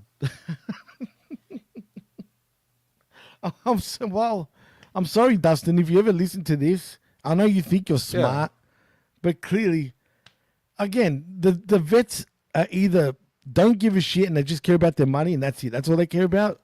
Or you're just fucking dumbasses. Which one is it? You know what I mean? You know what I think? You know, the young guys used to work with the veterans and they used to pick up the trade on the job. They used to learn on the job. They used to learn in the car. They used to learn in the ring. They used to figure this stuff out with or without the help, but being around them, they either get stuff taught to them directly. They learn through osmosis. They absorb it through their skin, you know, like all these things, right? I think what's happened now is it's the opposite. Now the old timers are around these young guys and all the bad habits are rubbing off on them. Shit. You could be onto something. That's more than likely, dude. Since when do you see? I never saw Goldust do a Canadian Destroyer. I've seen Dustin Rhodes do it quite a few times. That's standard now. It's part of his, repertoire. Or a Code Red or any of this other shit. Like I'm old. I can still go. Like I know, but yeah. Well, that's interesting. Yeah, these Texas guys don't get along, I guess. I heard he was a jerk too. Actually, to be fair. Maybe, okay, well then he's changed. Then good. Then fine. Now I feel justified saying what I'm saying. I don't have imposter syndrome sitting here. What's up, Groove? All right. Anyway, speaking of veterans that are fucking the business up, New York Minute live. Oh my God. Hi guys. We're here in the ALT. Because they're in Atlanta, get it? But he said ALT. And then thank you, Brian Bekeith, for telling us that stands for Appreciate the Learning Tree. Yeah. But good news, Jimmy. This is great news to everybody. Guys, Wreckage listeners, everybody, Channel Attitude, everybody, YouTube, Twitch, listen. They're doing my idea. It's going to be Bandito with the bounty. He's got a bounty on his head, and we got big business bad apple bounty hunter Brian Bekeith is going to take him on. And if he captures Bandito, Chris Jericho doubles the reward money to $200,000. Oh my dude, if they do that shit for real, I don't care what anyone says. They've been listening to our show. I'm telling you, dude. And again, I don't believe in coincidences. That's more than how many times has this happened, dude? If they go, dude, but again, for the first time, they're using common sense. Like, you know what I mean? They're actually using common sense, dude. It's either they heard us or they're onto something for once. But I wonder how long it took them to figure it out. Is that just part of the packaging, by the way, the cage? Yeah, it's supposed to be like, you remember the Survivor Series, the War Games that's what cages? I'm asking. It's just little cardboard pieces, but okay, all right. That's what just to be sure, because it looks 3D-ish a bit for some reason, which is cool. It's cool, right? It is. It's a cool. real fabric shirt, like. Is it? No, really. Yeah, I don't know how well you could see it, but. Oh yeah, that's fucking awesome. That's actually cool, man. I didn't think. Are they real jeans though? No. Oh, the jeans are plastic. They should have gone. Or are they painted on? Yeah. They should put real jeans on that shit. Straight up. You hear me, Martel? But anyway. All right. So anyway, what we're saying is, I said you had a bounty hunter. Now you got a bounty. It wrote itself, but it still took you this long to do it. Fair enough. Bandito did get hurt on his return, but. Well, he recovered kind of quick, I guess. But actually, also though, like I did, even before Bandito was here, you remember I was saying they should use Brian Bekeith as the guy to like run around all these guys. Like he should be rounding up the Death Riders, trying to like capture them and bring them to Tony's office and all this stuff. Like I said that way before, back when Bandito was still originally hurt. Wasn't it a week later he returned after we were talking about that? I'm pretty sure he returned like a week or two later and we're like, oh my God, see that shit? Well, returned. We saw the vignettes started happening before his return. That's not even the most exciting return that we're going to talk about for a luchador. But anyways, God, that's later on, isn't it? Yeah, but then the next show. Yeah, but then we get Hobbs, like they go directly to Hobbs doing a promo. Then the Outrunners do a pull apart with all these guys. Like, yeah, it's like Hobbs comes in to fight the Learning Tree, and the Outrunners come to help. Then they do a pull apart with the Learning Tree, Hobbs, and the Outrunners, and then we come back from break, and they're still pulling them apart. Just to let you know, it's been going on this whole time. That's the wrong show.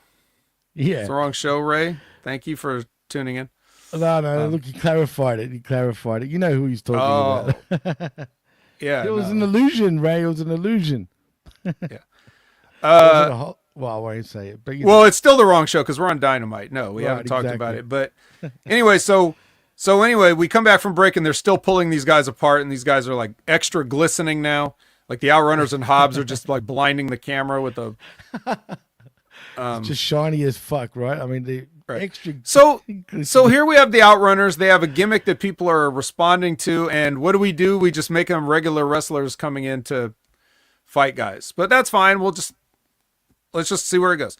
All right. So now looks like there's been enough talk. It's time for the main event. The much anticipated Swerve Strickland versus Rick O'Shea. And Rick O'Shea, yes. Yeah, Rick O'Shea, the Irish menace.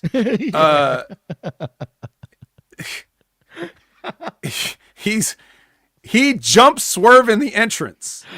Swerve's house. Swerve tried to swerve, and before he could swerve when he drove, Ricochet jumped his ass with a chair. As he should.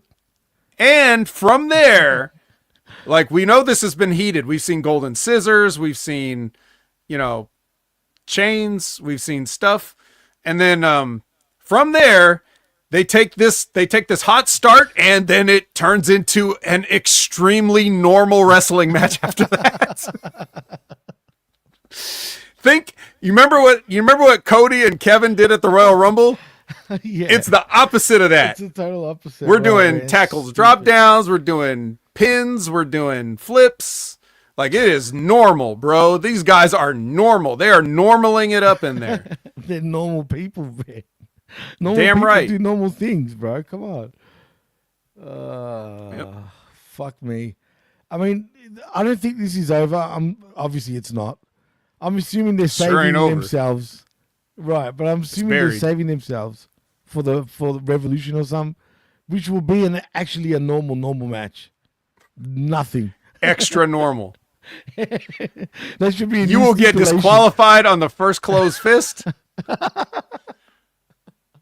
Any blade, and you win probably in this case. But no, yeah, like don't extremely normal. It's just wrestling. Fuck it, they could just roll over the ring.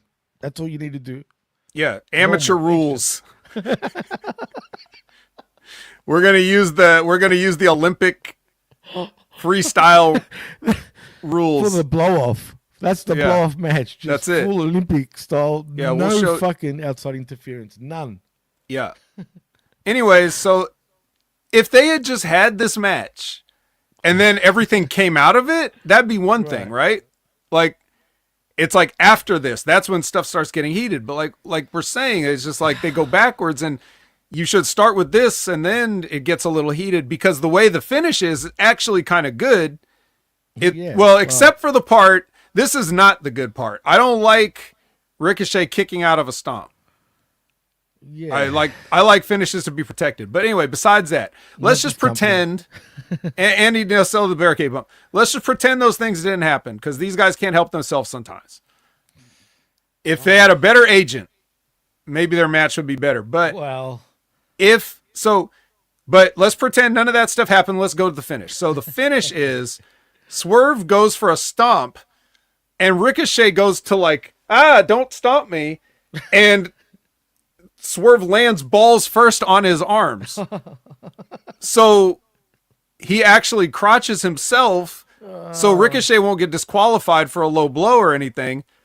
But from there, Ricochet goes and hits the spirit gun and gets a 1, 2, 3. So that's a good finish.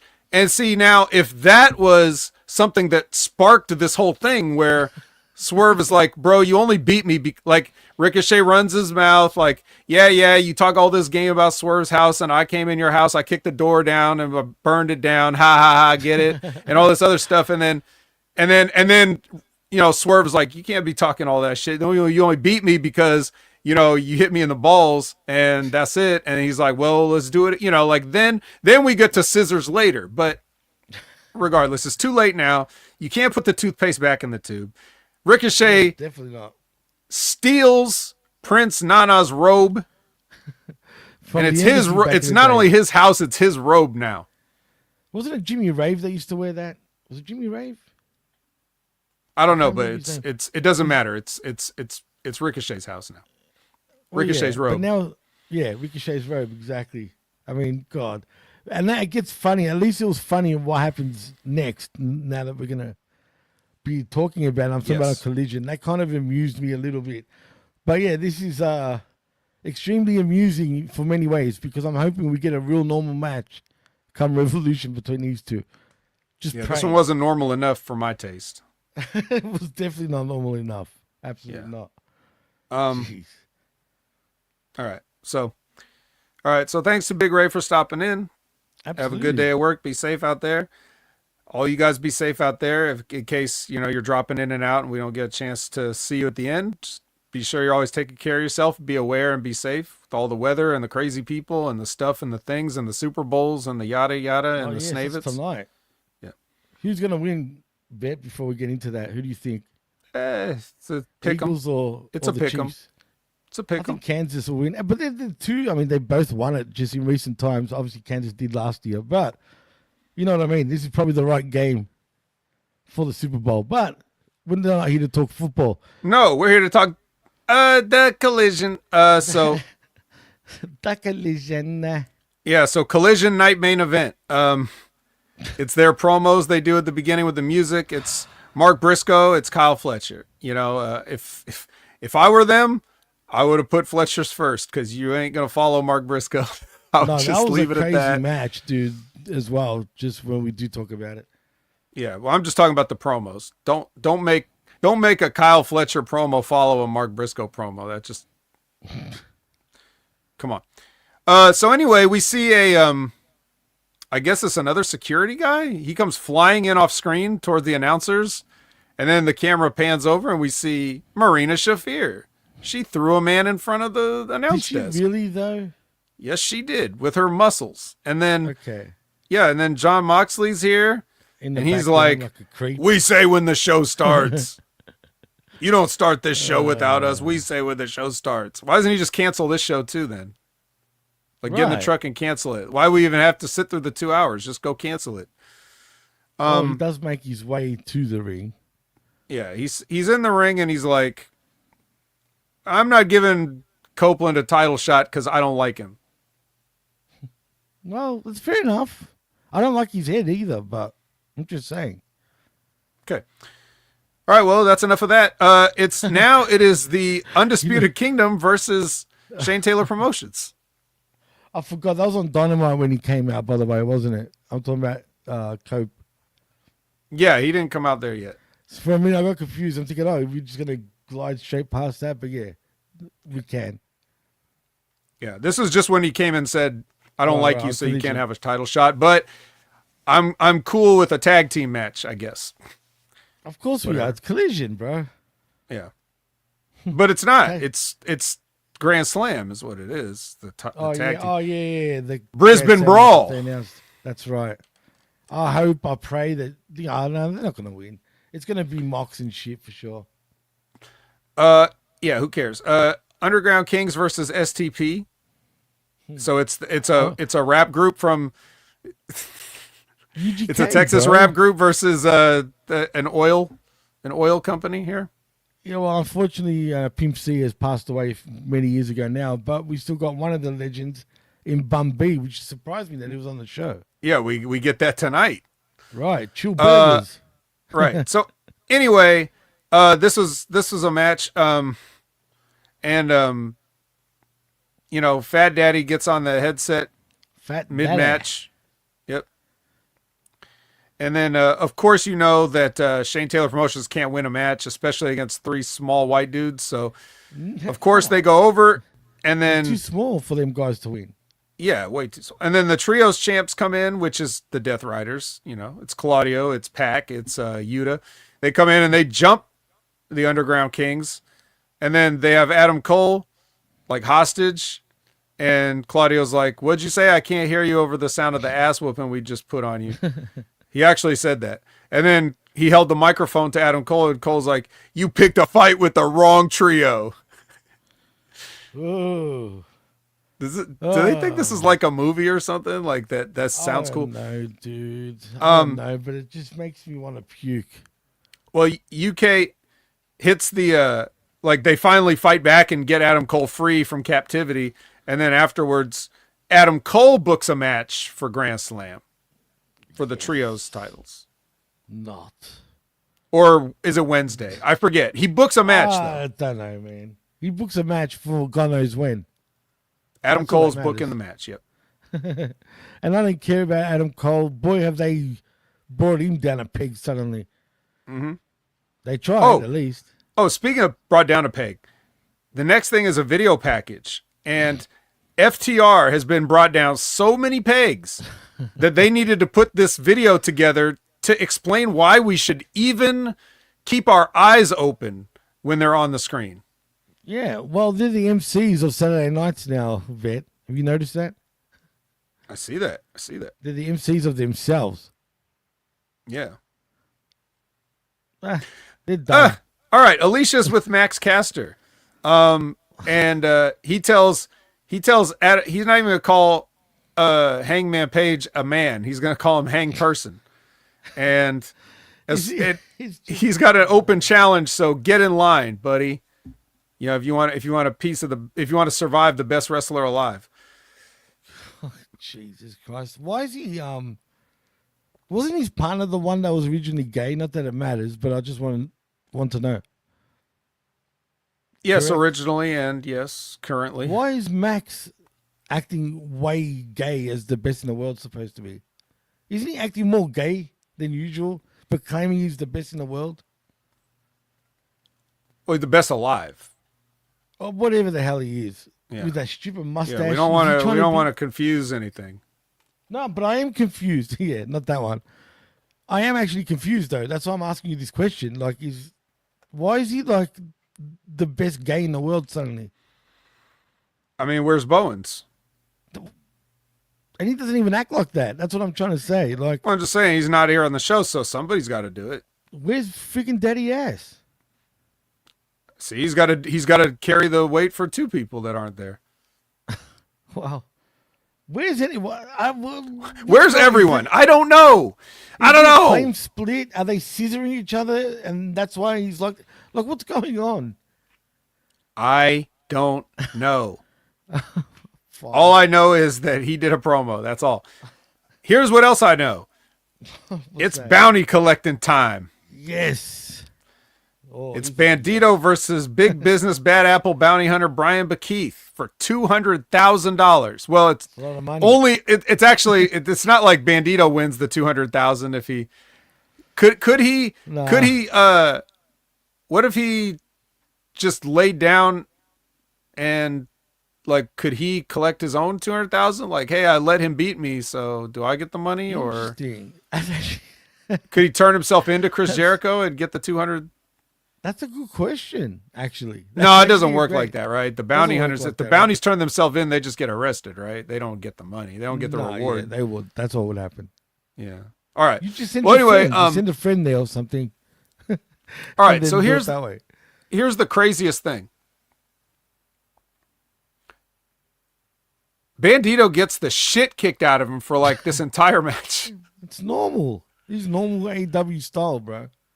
Not really. Are you sure? Yes. Yeah, actually, I was watching. I mean, look, watching is a strong word, but like the sense I get from this match, I was just like, who are they trying to push here? Because Bakeith got like everything in.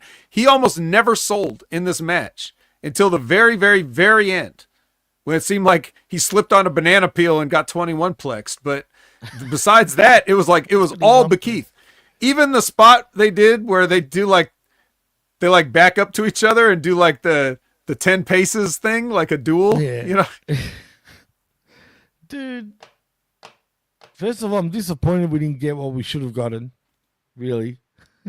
No lasso, no tie-up, none of that. So you guys suck for not doing that because you just lost money right there.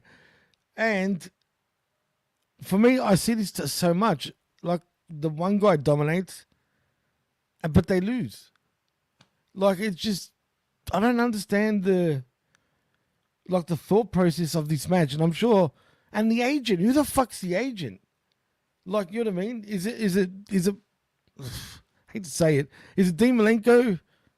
Or, because it comes across that way. I don't think he's been there in forever. Oh, he's gone? He's in a wheelchair now. Look, on the electric ones. Look, here's the thing. It's not uncommon to have a guy take 95% of the match and lose, but right. That's not, I don't know if that's this. I mean, look, if you could justify it, at least you could say the reason Bekeith was trying so hard is because $200,000 was on the line. Right.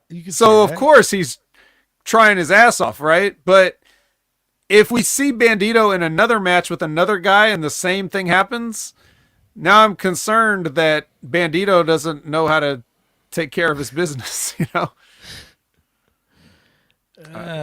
So what now is Bandito? Jericho, I guess. So we're going to go through the process with Bandito, basically. Is that what's happening? Might even see him take on Big Bill. Yeah, I'm sure it'll be Big Bill next, the big tree, and then going to the branch. So or the heart of the tree. The heart of the tree. You should say that. Lexi's with Hobbs. Hobbs is going to be in Texas all week. And even this Tuesday, which I was like, what's Tuesday? Is Dynamite on Tuesday? I guess it's on Tuesday. I heard them say that, but I thought it was a mistake. Is that what's happening on Wait, what's the date on Tuesday? Tuesday? Let's see. It's not. It's all right. Don't worry. What, the 11th? Yeah, no. I was thinking maybe Grand Slam, but it's not. It's Saturday, obviously. I don't know what's going on. Maybe Dynamite. Dynamite must be on. Well, anyway, I guess so. It's going to be, Hobbs is going to be there, so it's going to be Tuesday in Texas. Tuesday in Texas. Yes. Absolutely. Where's Undertaker? He's doing a reality show coaching kids. He is. Where's Hogan, damn it? I mean, he's going to his son's wedding instead of selling beer. Oh, he is. Isn't that the same show also that the Cobra made its debut? Maybe. The biting incident with Jake the Snake and Macho Man? Yeah, I think it might be. It was. I'm pretty sure it was, if memory serves me correct, but I can't remember. I liked that show when I was a kid at the time, for some reason. Because it was on. Yeah, exactly. Now, I'd say kill me. Yeah. Right. For crying out loud. So, yeah. If they were doing that today, you'd have a Savage tied up in the ropes. Jake would have a cobra biting him, and Jimmy would be like, "Where is this going? See, come on, bro! A cobra, bro. They've done me Come on, like, yeah, is the cobra gonna get his fucking revenge? Yeah, even though he did. Yeah, Jimmy would be complaining about the booking of the cobra. Yeah, it would all be the same. That would be pretty intriguing now if I saw a snake biting a wrestler. Actually, I'm not gonna lie. I'd be like, that's hardcore right there, and it has to be Moxley that does it. Oh, it has to. Yeah, definitely, without a doubt. I don't really shit on you know what? As a matter of fact, I hope somebody doesn't listen to this now. Don't take that idea. Oh, shit. All right, so awesome. Here's an idea. Right after the luchador, the big luchador return, let's do another luchador trios match. Yes. It's LFI versus two Alexanders and a Savage. Ooh, the Alexander Savage. Not an Iron Savage, just a guy named Savage. Just a guy. Not Randy Savage, bitten by Cobra, just some guy named Savage. Or Robbie Savage. Yeah. So, of course, LFI kicks the shit out of these guys. Roosh could have done a 3-on-1 handicap match if they really wanted to, and nobody would have not believed it. It would have been very believable that he beat them all. Sure. And but a win isn't enough, so they go to beat them up some more, and then Commander runs in to make a save on these guys no one's ever seen before. So I don't know. They must have been very polite and respectful to Commander backstage, and he felt guilty about them getting, touched up here after the match. So he decided, you know what, those nice guys, I'm going to go save them. And he does, and that doesn't go well for him. But then we upload a certain somebody. He's loading in. Right. He's loading in from the streets. He opens a portal with the power of his hand or whatever, his the camera his infamous powers. Oh, dude, I thought I was seeing things. I'm like, is that a hologram? What am I seeing? Is it real? I was like, oh shit, it's a real hologram. Yeah. And I thought it was the fake hologram, you know what I mean? Like So no, he comes. He goes through the time portal or whatever it was, and then he appears in the arena. He's not dressed like a bum anymore. He's got his gear on, and then he's got his full music and entrance, and he takes off his jacket and he runs in the ring. And he and Commander double team like all the LFI guys. Well, at least two of them. But after that happens, for some reason, Roosh hangs back, and the referees are in there with him, and he starts beating up the referees. I would too. I'd beat up TK. I'd beat up all the officials because I'd be so frustrated. I'd be like, fuck this. I'm beating up everyone that's not a wrestler in this company. Why not? Well, he did. And he did do just that. And you're telling me he cannot be happy in this company? Knowing his history, like going by reports, I don't know how true they are, but from what we hear, he's very vocal apparently in the back if he doesn't like the way he's being booked. I'm sure he doesn't like how he's being booked, surely. I mean, come on. Guess not. I don't know what to say. He's rushing on his way out. Probably waiting for the day he can rush out. Yep. Well, so Lexi was it Lexi with Megan Bain? I don't remember. Or was she with Rosa? Anyway, Rosa and Bain came. Rosa. It was Rosa. Yeah, they were back in there, and Rosa said Megan Bain has a bad attitude, and then she went on to cut a promo. Didn't she say this last week as well? The exact same promo? Probably. Let's just skip ahead to Harley halftime. Oh god, this is good, bro. I don't care what anyone says. This made me laugh. Okay, well, go ahead, talk about it. I mean, it was like a rock concert, with The Rock, except it was Harley Cameron, and what was her pet? I mean, a pet. Her puppet called again. I thought it was just Mercedes, isn't it? It's yeah, right. I thought it had a different sort of name too. Maybe it does, and I missed it. That is the best puppet, dude. I love that. If you can you buy that? Is that on AEWshop.com? It seems like a good idea, so I'm going to say no. You're probably right. Well, anyway, she does a rock concert, and her voice was impressive, dude. She can bust, she can rap, she can sing too. And then, of course, Mone has to come out, have a little hissy fit. But you know what? Harley Cameron becomes Ultimate Warrior by the end of this. I mean, what the hell? She was screaming. Man, I'm supposed to take this match serious now, it seems. Yeah, they slapped each other into a Grand Slam match. Is there any chance that Mone loses her first ever match in Australia, dude, against Harley Cameron, of all people, who's also from the state of Queensland, where the show is actually going to be from? No chance. Yeah, I agree. No chance. But it is TK. No chance. That's exactly why. Yeah, no. He's a big Mone fan. Clearly. Lexi sits down with Buddy, and only Buddy at first, and Okada's fashionably late. And Buddy tries to get tough, and Okada calls him a bitch. And then Buddy goes to punch him, and Okada flinches, and then Buddy pats him on the chest, just like Okada always does to people in the ring. And then he leaves, and Okada's mad. The assistant that he was told to get a water He throws his water down. He kicks a chair. He's not happy. Here's my thing. It's Buddy versus Okada for a championship at Grand Slam. What's the last thing we saw Buddy do before this? Lose.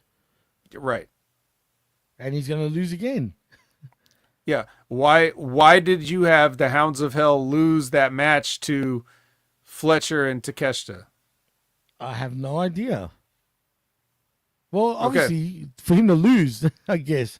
I don't even know what TK's thought process. Shouldn't you make him look strong? Isn't that what he usually does? Yeah, where's his strong win? Use him as the strong win for Fletcher and Takeshita, who have to take on Ospreay and Omega. But where's the strong win for Buddy, who has to? You should just not put him in that match at all, especially right after just debuting the previous week their new sort of repackaged version. It's still the same shit, but at least has a different name, and they have a dog. So like, and no, I don't mean Buddy.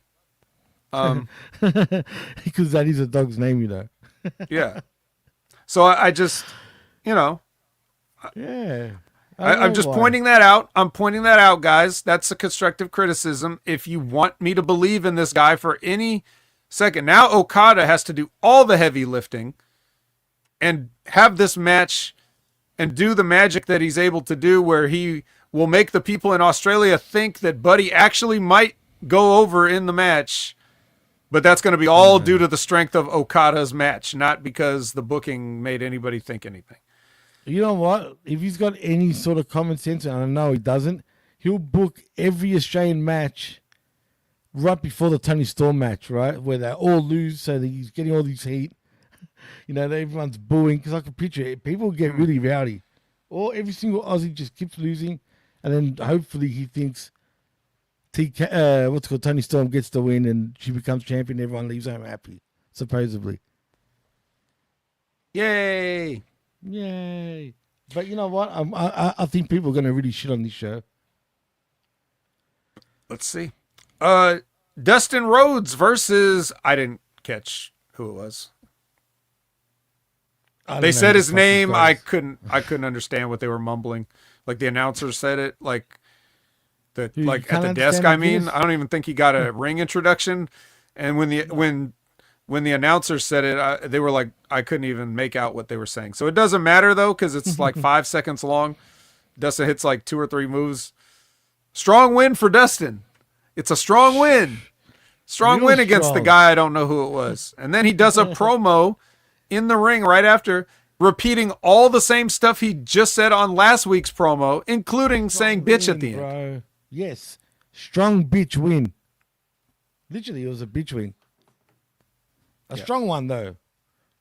He was basically, he might as well have just said, hey, if you guys didn't see what I said on Dynamite, here's what I said on Dynamite. What I said on Dynamite, bitch. Dynamite. Yeah. Just live on Dynamite.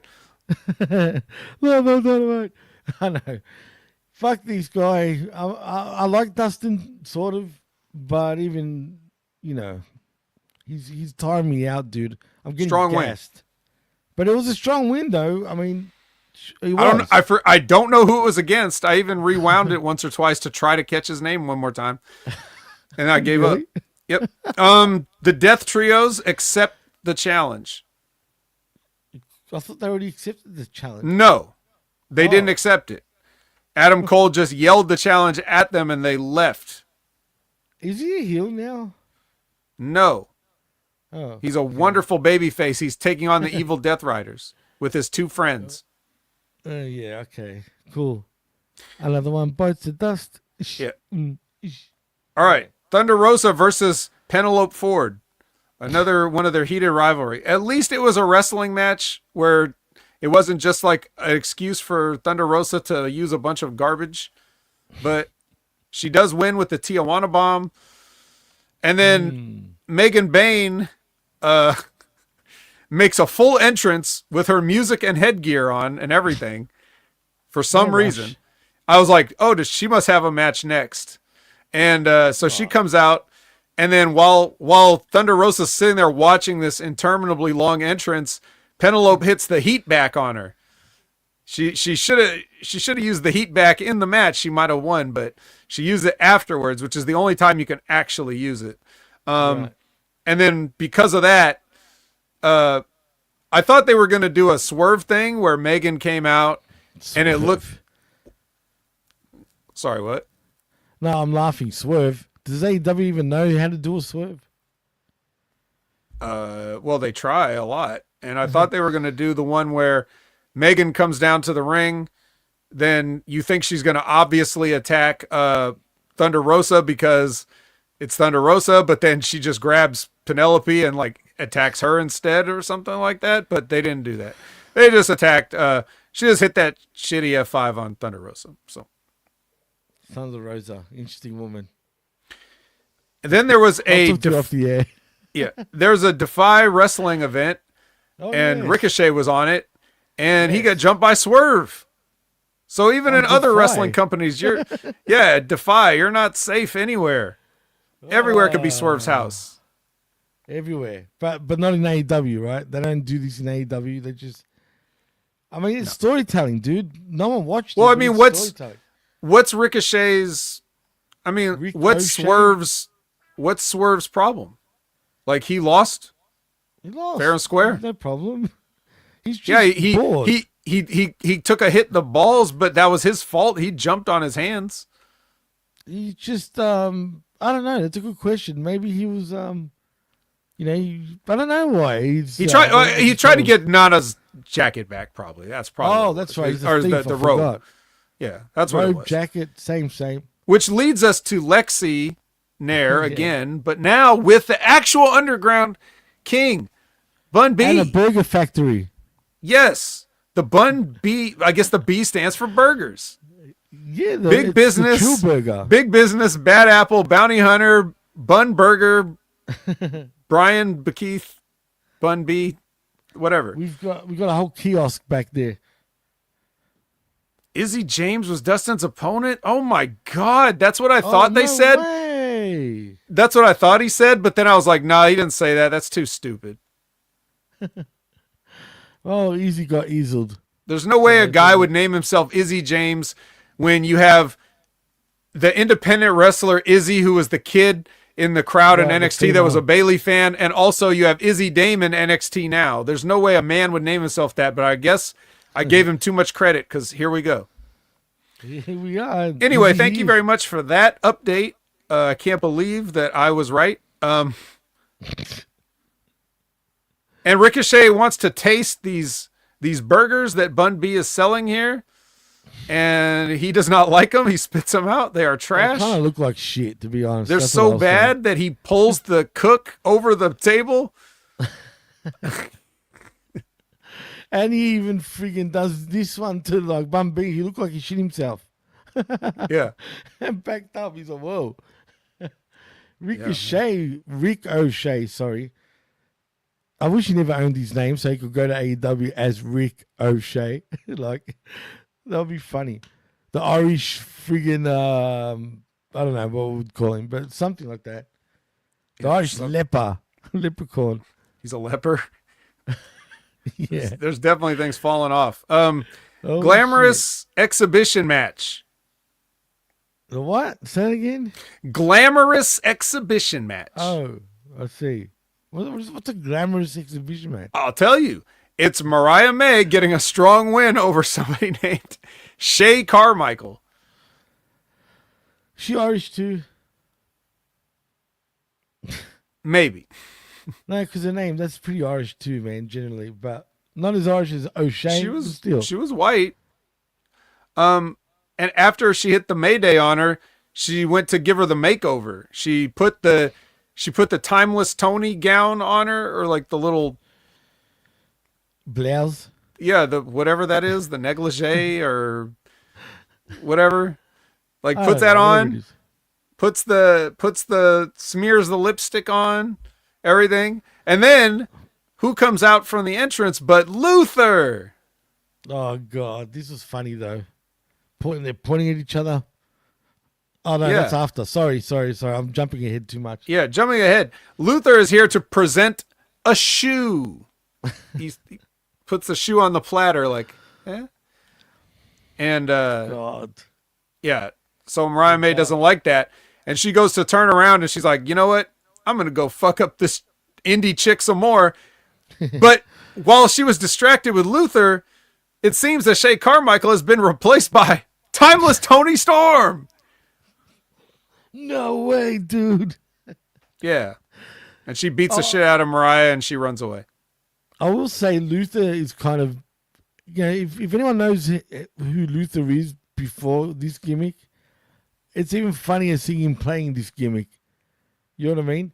And I'm talking about his Japan days. Like he's he's a real violent man, put it that way. Apparently, look at Goose is saying here, Jimmy T, I had the Bun B Chill Burgers IRL. They're great. Try them when you come to Texas. But it looks like Ricochet. I'm not sure if I want to try it. But I like how he clarified it was IRL. Like he didn't just lick a picture of him on his phone or on the the computer screen. He actually had a real one. Yeah. But to be honest, they did kind of look like shit though. Yeah, maybe that was a bad batch. Who knows? Yeah, maybe. And but looks aren't everything. No, well, that's true. It's all about what's on the inside, Vent. Mm-hmm. Right. So with that in mind, no good segue, but Cage and Archer beat up and Davis now. Like, hey, if you're gonna be in the Callis family, you got to do stuff like this sometimes. I believe is the sentiment that they passed on to Mark Davis. And so when you're in the Don Callis family, the only people you can get over on, you got to beat up on extras backstage. Same thing, man. And now he's part of the big boy crew of the Callis family. Mm-hmm. The meaty bites, the meaty AKA sides. the Job Squad. The Job Squad. Help me backwards. Mm-hmm. Maybe they should bring back Al Snow for this. Nah, too big. True. All right. Looks like there's been enough talk. It's time for the main event. Yes. Mark Briscoe versus Kyle Fletcher, the grudge match. Wow, what a grudge match it was. What'd you think of it? Honestly, this was pretty wild, the match. I'm not going to actually lie. It was pretty wild. It was the best match of the night. Honestly, it really was. But was it the best match of the week? Probably, yeah, actually. I mean, what else would have been remotely close to this? I don't know. Continue giving your opinion on it. Yeah, I forgot what I was saying about Dynamite now at this point when it comes to the matches, if I liked any of the matches. But because I'm not thinking on it. But this match, it was actually a fun watch. I'm not going to lie. The thing about Mark Briscoe, I don't know what it is about him, dude, but any match he's in, I'm kind of starting to really enjoy it. And he's always been great. But he sells, dude. He makes a match mean something. I don't know how he does it because it's like a natural talent. But it makes you want to root for him every time, dude. And that's just something you can teach. Is that charisma? I'm not sure, but it's something. A lot of that is. Yeah, I guess it is charisma. That's what I mean. But he's got this certain charisma that others don't really have. Do you know what I mean? Because you do. You want to root for this guy, man. You want him to win. It's called it. If it's it, it's it. But it's not like a Rock charisma, for example. Like, you know what I mean? Obviously. I'm saying like... It's not fake. Yeah, it's not fake. There you go. Perfect. That's actually the best way to put it in words. He comes across as extremely real, man. And he really the way he sells makes you want to like back him even more, dude, because he looks like he's in fucking pain. And you can't teach that, Zane. It's true. You really can't. Funny enough, at the Jericho, what's it called? The Big Jericho Bill, Cruise. the Redwood. We had a reunion of sorts there. I wonder what that means for the future. You never know. I don't know. I hope it happens. Better get the hell out of there. Wow, I'm just saying. And speaking of Scott Woodford, man, I feel bad for him. He contracted the C word. You dirty motherfuckers on Jericho's cruise. But anyway, back to Briscoe.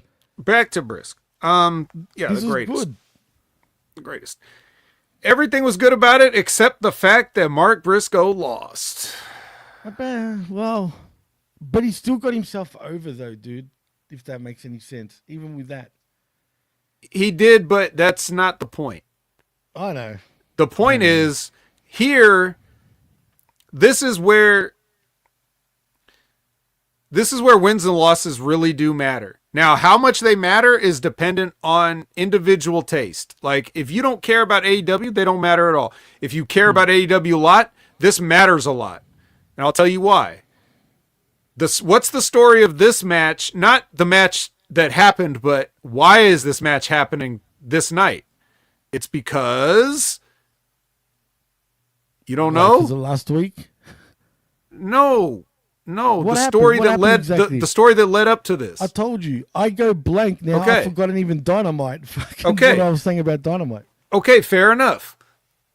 The announcers were probably trying to tell you too, but you turn it into white noise. I get it. I do the same thing.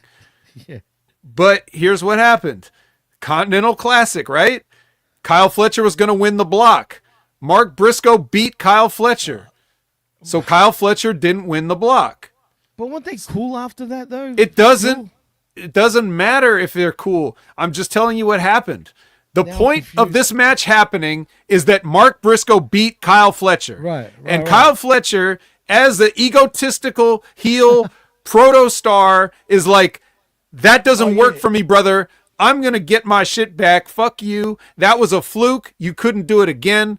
And I'm going to beat your ass. And this is the match that's happening. Now, there's a lot of things you could say, like, well, this is taking place a little too far away from that because, look, obviously you cover this shit not for a living, but for a hobby, and you forgot. I'm sure a lot of other fans forgot by this point. I'm sure a lot of other people never paid attention. I'm sure a lot of people just like to get on the internet and bitch and complain and don't even watch anything. Well, yeah. But that's why this match is happening. The story is you got lucky. You ain't doing it again.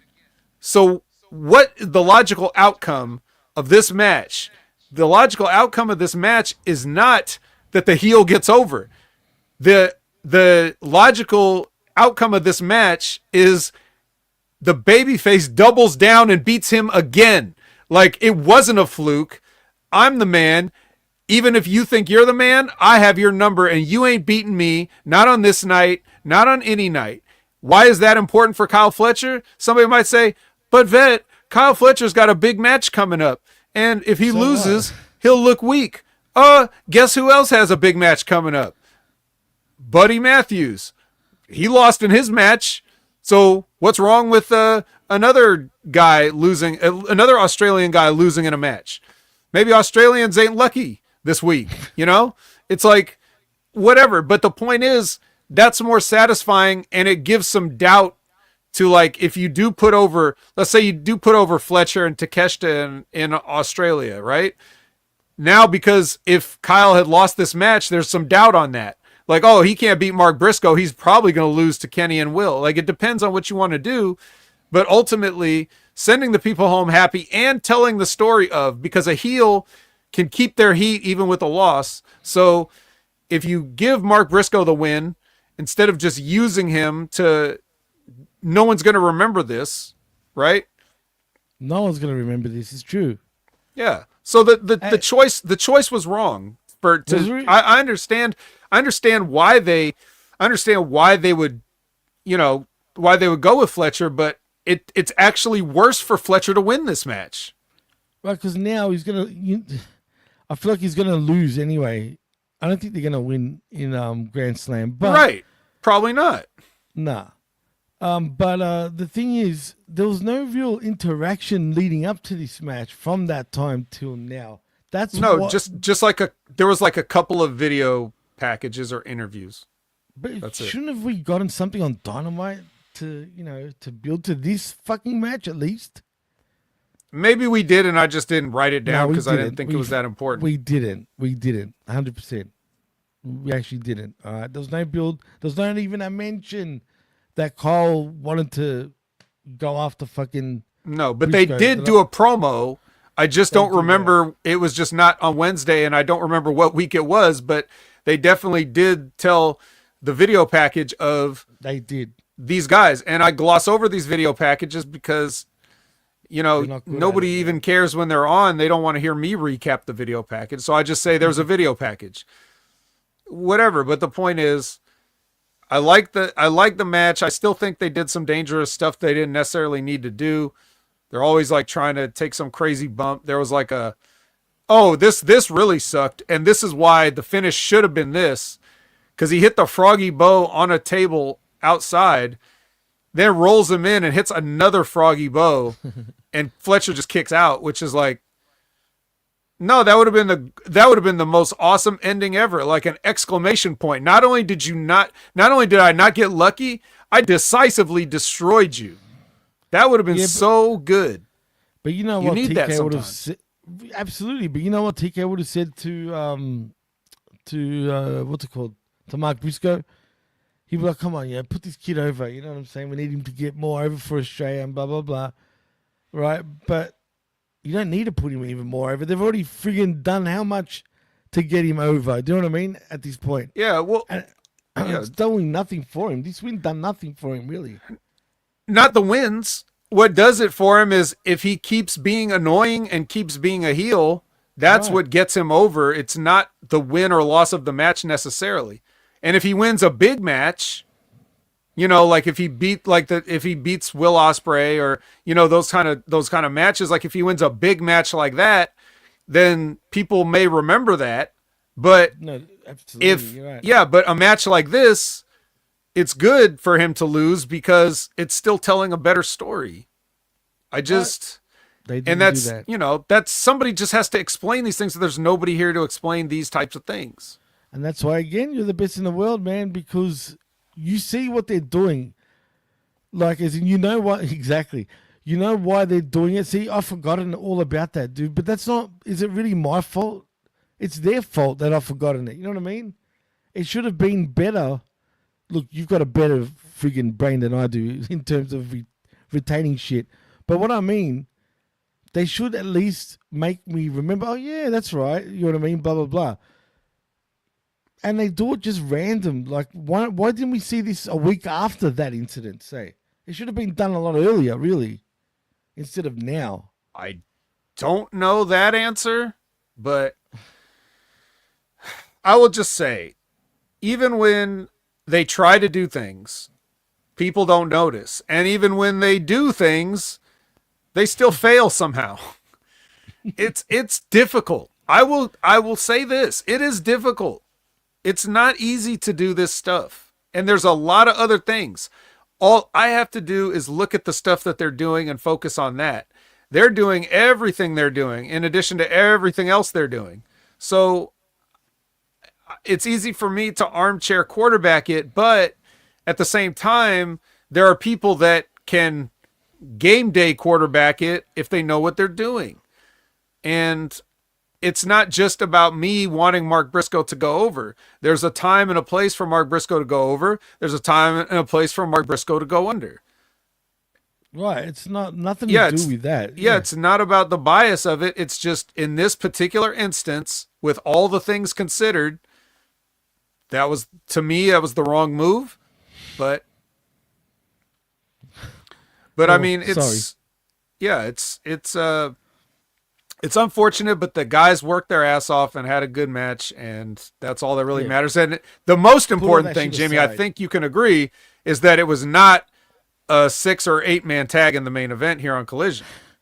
It's a miracle. Yeah. It's rare. This is rare, man. Like, really, it is friggin' rare that we got a singles match as a main event match. So I'm happy for that. You know what I mean? I mean, put all the shit aside, all the bullshit aside. It was, like I said, a fun friggin' match, man. And I thoroughly enjoyed it. Did the right guy win? No. But still, it is what it is. And, I'm sure Mark Briscoe's a real generous guy. And probably... I'm quite sure he doesn't care at all. That's what I mean. He wouldn't care because he'd be like, I'm caring for him. Yeah, it's true.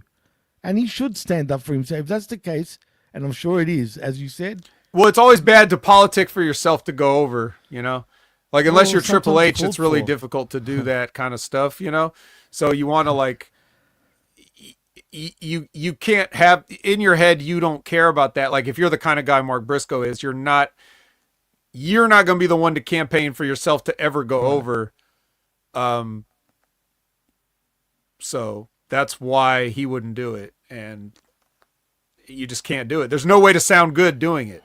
You know, you're always just sound like you just want to win a fake match. So that's why you can't. It's just, and you're a mark for saying that. Right? Yeah. It like, sucks. You know it sucks that it's like that, but it's like, I felt that too, because, you know, personally I can relate to the sense of like when I was active wrestling and we were a tag team and I felt like we got jobbed out a lot. And I felt like we had a gimmick. We had a look. We were good. We were leading the other guys and like we lost all the time. And I was like, it wasn't that I minded the losing, but it was like, the people I want to put over now, it doesn't mean anything. Like when I lose to them, they're just the next people to lose to. They're not so much like I'm not making, like if we had gotten wins and wins and wins, then losing to those people that we thought it was right for us to lose to did more for them. Right. So that, but I can't say anything in my position like that. I wasn't even getting, like, I'm a student. So I really can't tell Rip Rogers, hey, you're doing a bad job. I imagine that. I can't and he's a say that like that if he wants to be. You know what I mean? Yeah. I've seen him like absolutely give it to people, dude. Yeah, but I also get that that's how it would sound, of just like, because I'm thinking of not of us, I'm thinking of how we can be helpful to others, right? And I bet you're not that selfish type of person. Just seeing the way you talk about wrestling, I know you'd be thinking of the bigger picture, not for yourself. That wouldn't even cross my mind if I already knew you. So what I did was, and this is a lesson too. And we'll go out on this kind of like, we'll end the discussion as far as the show is considered with this.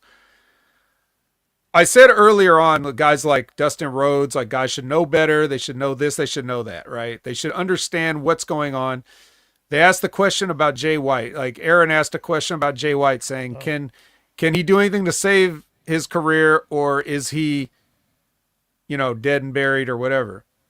And I told him that the pros know how to deal with the situations they're given, even when it's a no-win situation, right? So the moment I realized that we as a tag team, like me and my partner, who my partner was over, like we had an interesting dynamic of we're heels, but my partner's over with the crowd. They like him. They hate me, right? Really? So they boo us, but they're really booing me. Right? And he's bigger, like he's a big jacked guy and I'm a smaller guy. Yeah, I remember watching one of your matches. So what do I do when I realize we're getting dobbed out? I make sure I lose every match. I take every fall. I can't let him look bad. I can't let him get beat, because eventually if we split up, or if they do a singles or whatever, that I would be the one that's like, if he's getting a babyface push or a turn or something, then it's because I was holding him back is the reason that we lost all the time, right? So like I'm doing the booking for us, even though I'm being booked by somebody else. So I'm just like, okay, I can't control the finishes of the match, but what I can control is how we do it. So that's why I made sure to protect my partner, take all the heat, get all the heat, keep all the heat, and let that be so that when if and when he goes off on his own, he will be a destructive force. He will have a built-in babyface thing because they've already liked him this whole time and all this other stuff. I controlled that aspect of it. It was up to me to recognize the situation, turn it to my advantage. And eventually that's exactly what happened. Like we had a match, a singles match against each other, and I made sure he went over in that because that was what was going to happen.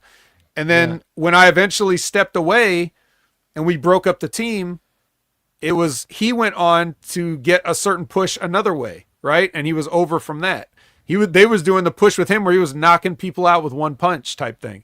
So like the Big Show type of deal? Kind of, yeah, but even better, way better than the Big Show. Because he would just start the match with the punch. Right. Like exactly. Big Show would just have a 10-minute match and then punch at the end. That's stupid. So anyways, that's what I did. You protect You have to understand the situation you're in. Jay White understands the situation he's in, so he does everything he can to keep the stuff from sticking to him and making him look bad. He's always around the main event. Same thing with Okada. Everything they try to do to him, it doesn't stick. And that's what the pros do. So in that sense, Mark Briscoe does the best he can. I know he doesn't care about the politics or whatever. I know he's just there to have a good time, make money, enjoy his family, all this other stuff. But I'm just saying, when you got guys that are as good as Mark Briscoe in this business, you got to do right by them every chance you get. It's true, man. Because we may not get another chance because his brother's not here, so we don't have any more chances for Jay. So while guys are still here, you got to do right by him. You got to stop, fucking around. I know, man. You just got to do. Yeah, I guess if you're like that, if you're too giving forever, then you get that sort of treatment in the end. You know what I mean? Like, oh well, he doesn't care if you're damned if you do, you're damned if you don't. At this point, with wrestling, which kind of sucks. It's one of those businesses that is just weird like that. Do you know what I mean? If you try to get yourself, over for the reasons of it being the right thing to do, you're a fucking mark. You know what I mean? So it's the weirdest business in the world. That's what I mean. It's bizarre, dude. But in saying that, Vet, speaking of weird, how about we just end this weird friggin' week of AEW? Because we got a lot more to come next week with Grand Slam. Is it going to be a slam dunk or is it going to be a brick? We'll find out next week right here. Airball. It's going to be an airball, exactly. Probably will be, more than likely. But in saying that, Vet, tell them what you're up to and what you're doing next. Ad Opinion Haver everywhere, including twitch.tv. All social medias. You can check me out on the Next Level Wrestling Review every Wednesday at 8 a.m. Pacific, 11 a.m. Eastern with the aforeseen Big Ray Hernandez. Next Level Wrestling Review, we talk about NXT. You could catch me Monday nights at 6:30 p.m. Pacific, 9:30 p.m. Eastern with my tag team partner Brandon. We talk about TNA on the Impact Attack. Please check it out. Speaking of Rip Rogers, he's got a wonderful show, Rip Rogers Live, Wrestling with Rip Rogers. Check out the YouTube channel every concrete time of whatever time they're on. This week it was Wednesday. Rip Rogers had a birthday just 2 days ago, so if you haven't, go ahead and wish him a late happy birthday. Hustler2754 on Twitter.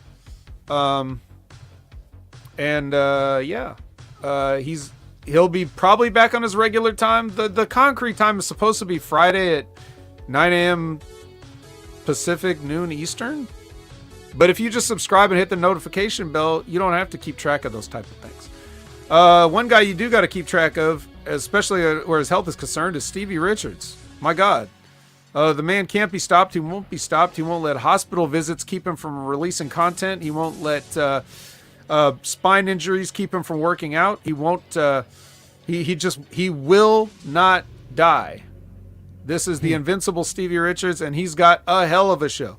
If I'm the best in the world, I think I'm qualified enough to say that Stevie's show might be the best wrestling show in the world. I agree. Imagine if we ever got together and did something. It would be too much best for anybody to handle. Oh, that'd be awesome. You know what? We should tee that up one day. I mean, there's been plenty of times where he's been wanting to jump on our shows, but he's a busy guy though, Vet. That's the thing. But you know what? I am going to reach out to him because that would be a great show, as a matter of fact. But he talks a lot of wrestling already. Yeah, no, we're not going to add Stevie to anything we're doing. No. I'm talking about just a one-off, not a freaking permanent thing. Obviously. Yeah. He still owes me an appearance. All right. Well, anyway, that being said, that's everything for me. What about you, including that appearance? And I know you got some other stuff going on later today. Yeah, well, later on today, as you mentioned, look out for the Smack Attack, which is going to be myself and, of course, Rick Vickery, our very own. I noticed that, our very own MSG is going to go live right after me. So I guess I'll do it after he finishes doing what he's doing, which I'm sure he's playing the Tecmo Bowl. Remember that on Nintendo? Sure. Yeah, he's been doing that lately, streaming, playing that. I don't know. I was never the biggest fan of Tecmo Bowl, but I don't know about you. Fuck but you. Fuck you. Get out of here. Is it really End the that show fucking right now, good? you Aussie piece Come of crap. on. Oh, nice. I bet if it was yeah. Tecmo Rugby Bowl, you'd have played it. Yuck, I hate rugby too, dude. I like Aussie rules football. And it's not rugby, by the way. Look it up. And that was on Nintendo. Aussie rules football. That's a great game at the time. But anyway, I digress. So yeah, look out for that. And also look out for every Tuesday mornings, 10 a.m. Eastern. If you like your WWE Raw, well, you found the right show. It is I Like It Raw with me and Big Ray Hernandez, where we talk things all Monday Night Raw, Tuesday morning, 10 a.m. Don't miss out. And also, right here, next week, same bat channel, same bat night or day for that matter. It is Wreckage. right here live on Hamin's YouTube channel, the Twitch, and of course channelattitude.com. And that's about it, I think, for me, man. I think, yeah, that's it. So in saying that, I am your host, Jimmy T. That is my co-host, Jamie the Vet Williams. And you've been listening and watching the Wreckage. right here. And we're out. Peace.